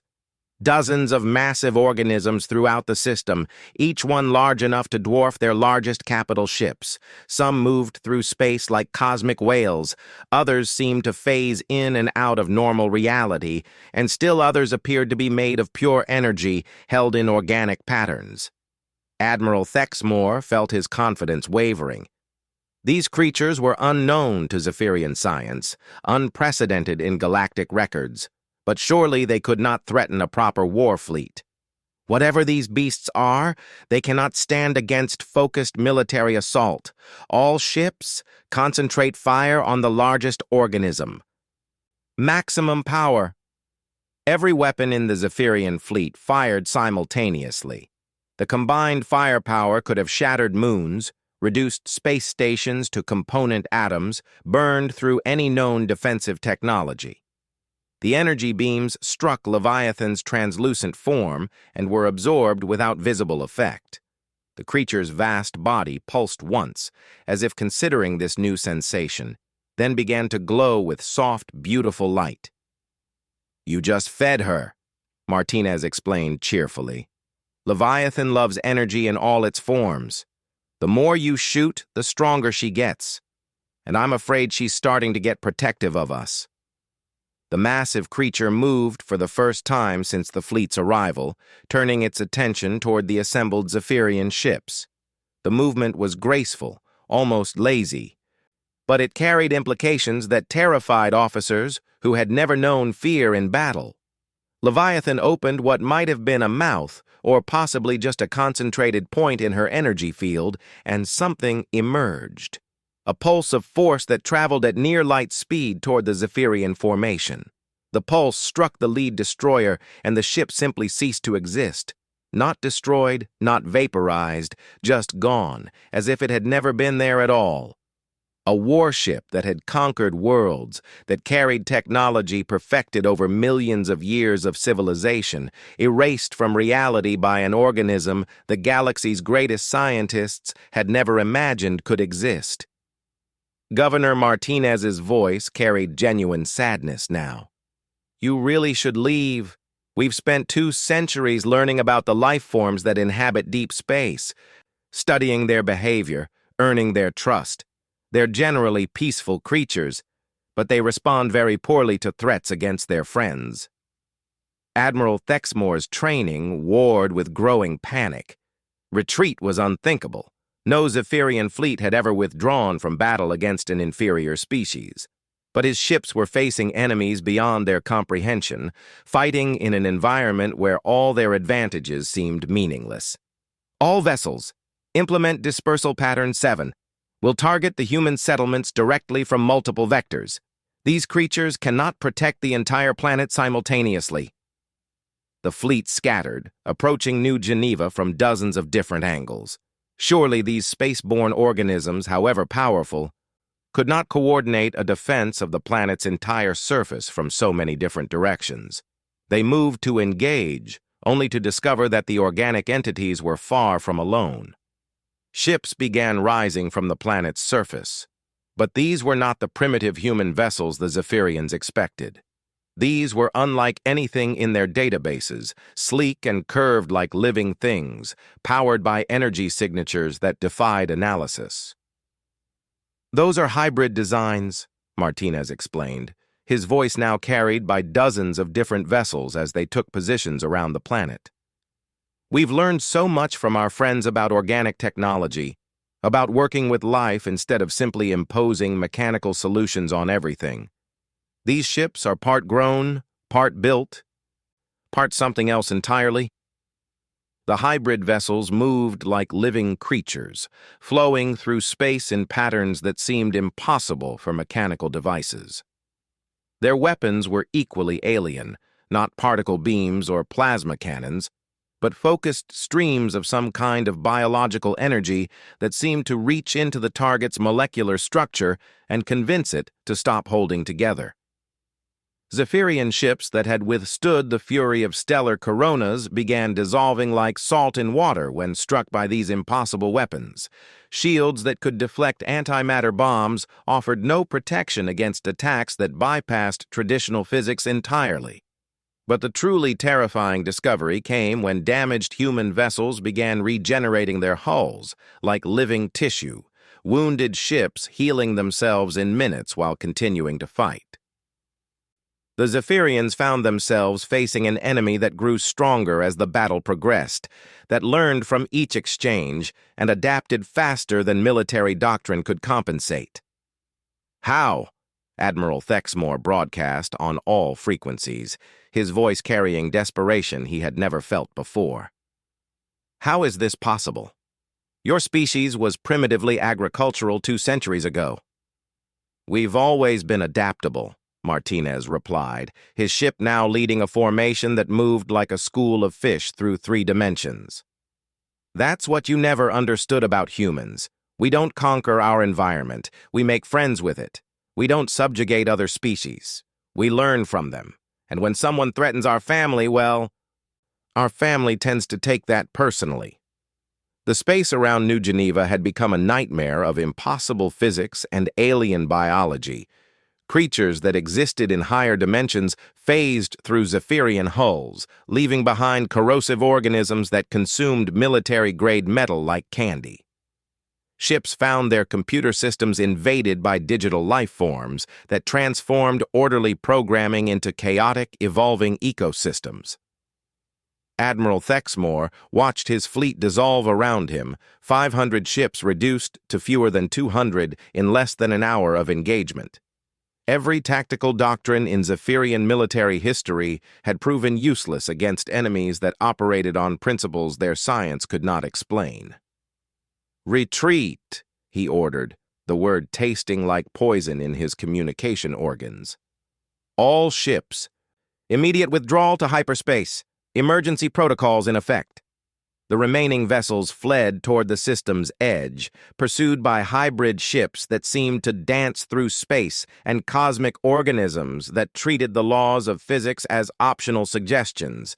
They reached jump distance and disappeared into hyperspace, carrying news that would shake the Zephyrian Empire to its foundation. Behind them, New Geneva continued its peaceful routines.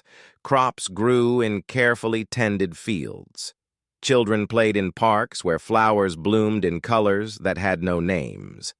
And in the space between planets, ancient creatures that had witnessed the birth of stars settled back into their eternal watch over the small beings who had shown them kindness in a universe that had forgotten they existed.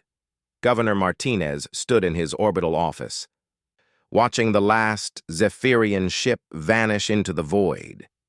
He activated his communication system and spoke a single phrase to listening posts throughout human space. "The sleeping dragon stirs. All colonies report status and prepare contingency protocols.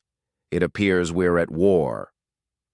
Across 47 star systems, humanity began to awaken capabilities they had hoped never to need.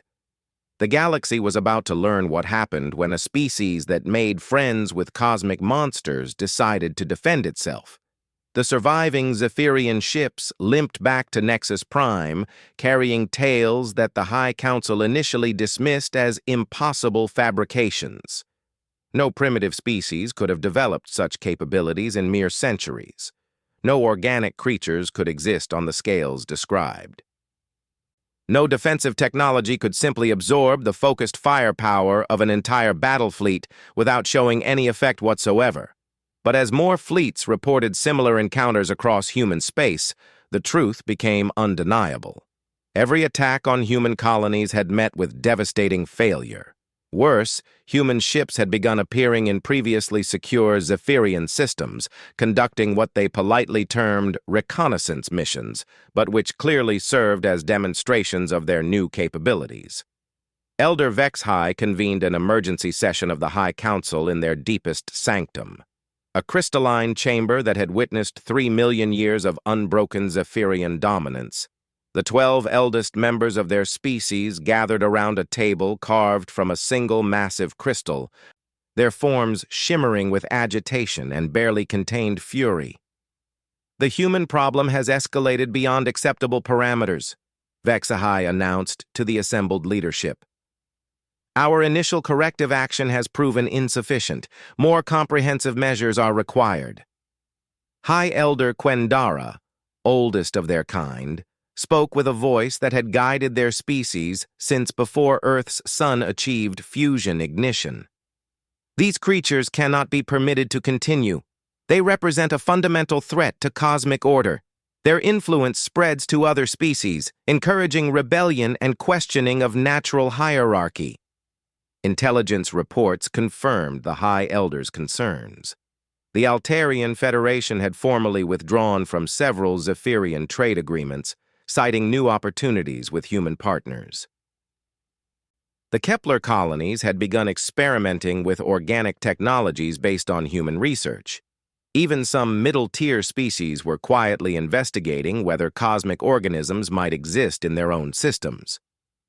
"We must understand their capabilities before proceeding," argued High Elder Thex Nara, youngest of the Council at merely 2 million years old. "These organic creatures they command represent unknown variables. Our tactical computers cannot predict behavior patterns outside established scientific parameters." "Understanding can wait," Vexhai replied coldly. "Elimination cannot. Every day these humans continue to exist, their influence spreads further. Soon other species will believe they too can challenge the natural order." High Elder Quendara gestured toward a holographic display showing the current galactic political situation. Red zones marked systems where human influence had disrupted traditional power structures. The contamination was spreading like a virus through the carefully maintained hierarchy that had preserved peace for millennia. "Deploy the Deep Fleet," Quendara commanded. "Full planetary sterilization protocols. We will erase not just human colonies, but any world that has harbored their influence. The galaxy must witness absolute consequences for defying cosmic order." The Deep Fleet had never been used against a galactic species. Reserved for threats that could potentially endanger Zephyrian civilization itself. It consisted of 50,000 warships equipped with weapons that could destabilize stars, crack planetary cores, and sterilize entire systems. No species in galactic history had faced its full deployment and survived. Admiral Kethvor, Supreme Commander of Zephyrian military forces, received orders that made his ancient heart surge with anticipation. He had waited millions of years for an enemy worthy of the Deep Fleet's attention. Finally, he would demonstrate the true power that lay behind their empire's gentle diplomatic facade. The fleet assembled in the Void Reach, a region of empty space beyond the galaxy's edge, where no sensors could detect their preparations. 50,000 ships, each larger than human cities, powered by technologies that predated most star systems. Their crews were the finest warriors in Zephyrian history, trained from birth to execute the will of the High Council without question or hesitation.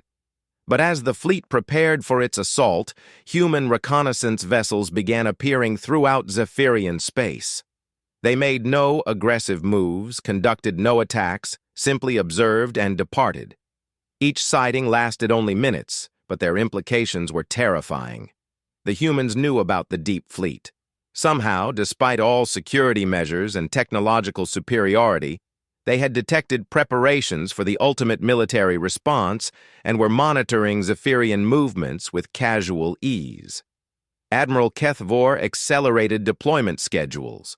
Whatever advantages the humans thought they possessed would crumble before the focused might of the Deep Fleet. 50,000 ships would descend upon human space like an unstoppable tide, erasing every trace of their presence from the galaxy.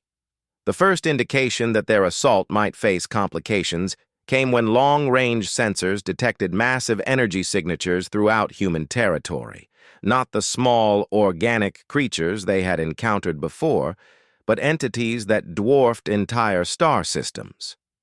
Ancient beings that had slumbered in deep space since before the first civilizations achieved sentience were stirring to wakefulness. "Admiral," his science officer reported with barely controlled terror, "we're detecting life signs on scales we previously thought impossible. Some of these organisms appear to be larger than gas giant planets. Others seem to exist partially outside normal space-time." Admiral Kethvor studied the tactical displays with growing unease. The energy signatures were unlike anything in Zephyrian databases, representing life forms that operated on cosmic scales beyond their understanding.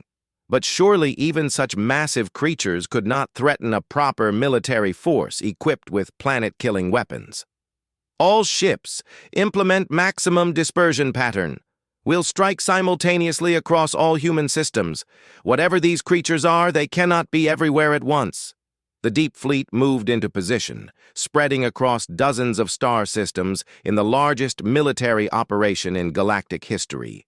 Every human world would face simultaneous assault from overwhelming force, preventing coordination and ensuring complete destruction within hours.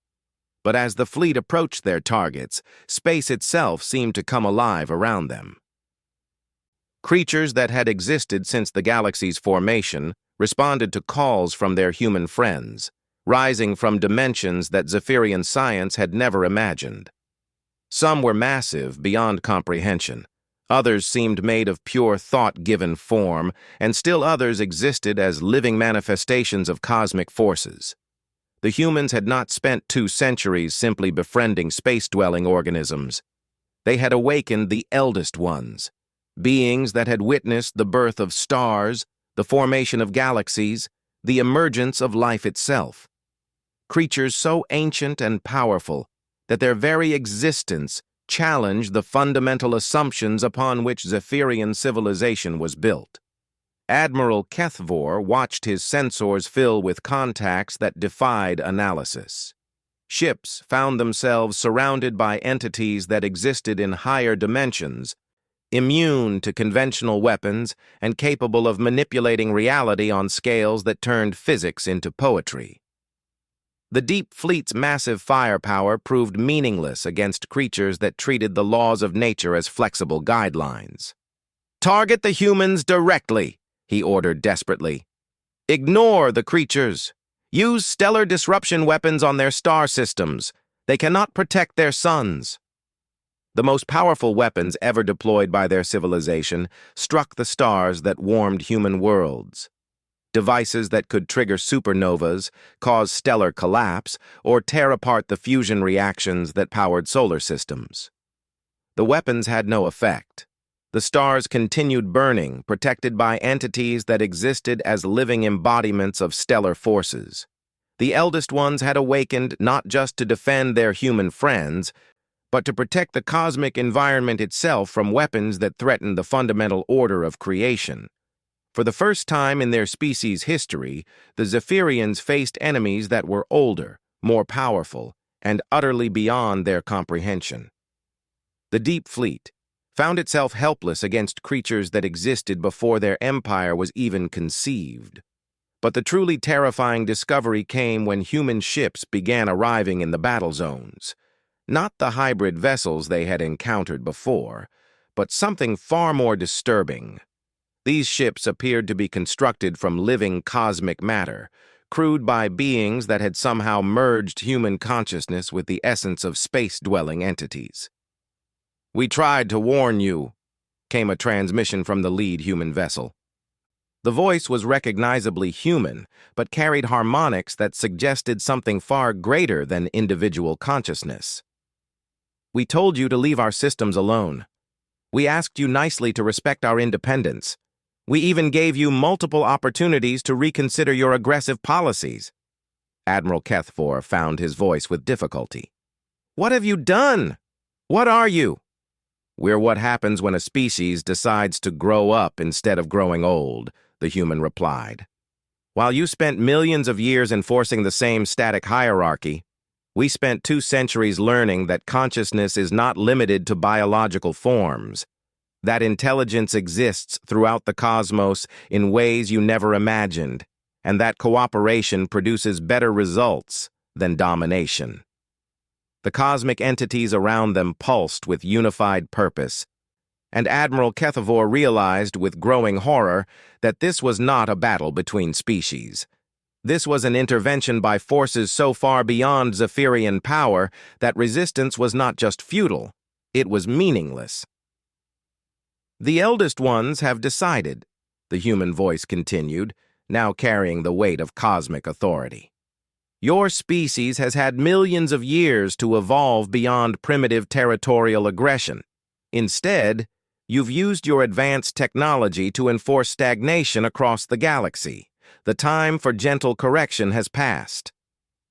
What followed was not a battle, but an erasure. The Zephyrian Empire simply ceased to exist, not destroyed through violence, not conquered through military force, but carefully edited out of reality by entities with the power to rewrite the fundamental laws that governed existence. Zephyrian ships found their crews relocated to empty worlds beyond the galactic rim, their weapons transformed into agricultural tools, their star charts modified to show systems they would never again be permitted to visit. Their homeworlds were placed in temporal bubbles where they could continue their ancient civilization but could never again influence galactic affairs. Most disturbing of all, their very existence was systematically removed from galactic memory. Records were altered, databases modified, the recollections of other species gently adjusted to eliminate all trace of Zephyrian influence. Within days, no one in the galaxy could remember the name of the species that had ruled for 3 million years. The Galactic Council continued to function, but under new principles that emphasized cooperation over hierarchy. innovation over tradition, and respect for all forms of consciousness, regardless of age or technological advancement. Representatives who had once bowed before Zephyrian authority found themselves working with colleagues they somehow couldn't quite remember, but who must have been important because their empty seats had obviously been reserved for someone significant. Humanity emerged as natural leaders not through conquest, but through their demonstrated ability to find common ground with even the most alien forms of life. Their colonies became centers of learning where species could study organic technology, cosmic psychology, and the art of communicating with intelligence that existed in forms beyond biological comprehension. Governor Martinez stood in his office on New Geneva, watching children play in gardens where flowers from 100 worlds bloomed under the protection of cosmic entities that had become friends and neighbors. The war that had lasted mere weeks had transformed galactic civilization, but the most important changes were the smallest ones. A young girl ran through the gardens, laughing as she chased creatures made of living starlight that sparkled around her like playful pets. Above them, Leviathan moved gracefully between the planets, her translucent form casting rainbow patterns across the sky as she fed on solar radiation and sang songs that resonated across dimensional barriers. Was it really necessary to erase them so completely? Martinez asked aloud, knowing that the eldest ones could hear his thoughts across any distance. The answer came not in words, but in direct understanding, downloaded into his consciousness by entities that existed as living embodiments of cosmic wisdom. The Zephyrians had been given countless opportunities to evolve, to grow beyond their primitive need for domination and control. They had chosen stagnation over growth, fear over wonder, isolation over connection. Their removal from galactic civilization was not punishment, but protection. Protection for other species who deserved the chance to develop without interference from beings who had forgotten how to change, and protection for the Zephyrians themselves from consequences that would have been far worse if they had continued their aggressive policies. Somewhere beyond the galactic rim, in isolated systems where time moved differently, the Zephyrians continued their ancient existence. Perhaps someday they would learn the lessons that had taken humanity only centuries to master. Perhaps they would discover that true strength came not from imposing order on others, but from finding harmony with the infinite diversity of consciousness that filled the cosmos. But for now, their name would remain unspoken, their influence erased, their empire forgotten. The galaxy had learned a crucial lesson about what happened when a species made the mistake of threatening those who had learned to make friends with the fundamental forces of creation itself. And in gardens across human space, children played with creatures of living starlight, while ancient beings watched over them with the patient love of cosmic parents, ensuring that such mistakes would never again threaten the peaceful development of young civilizations reaching toward the stars.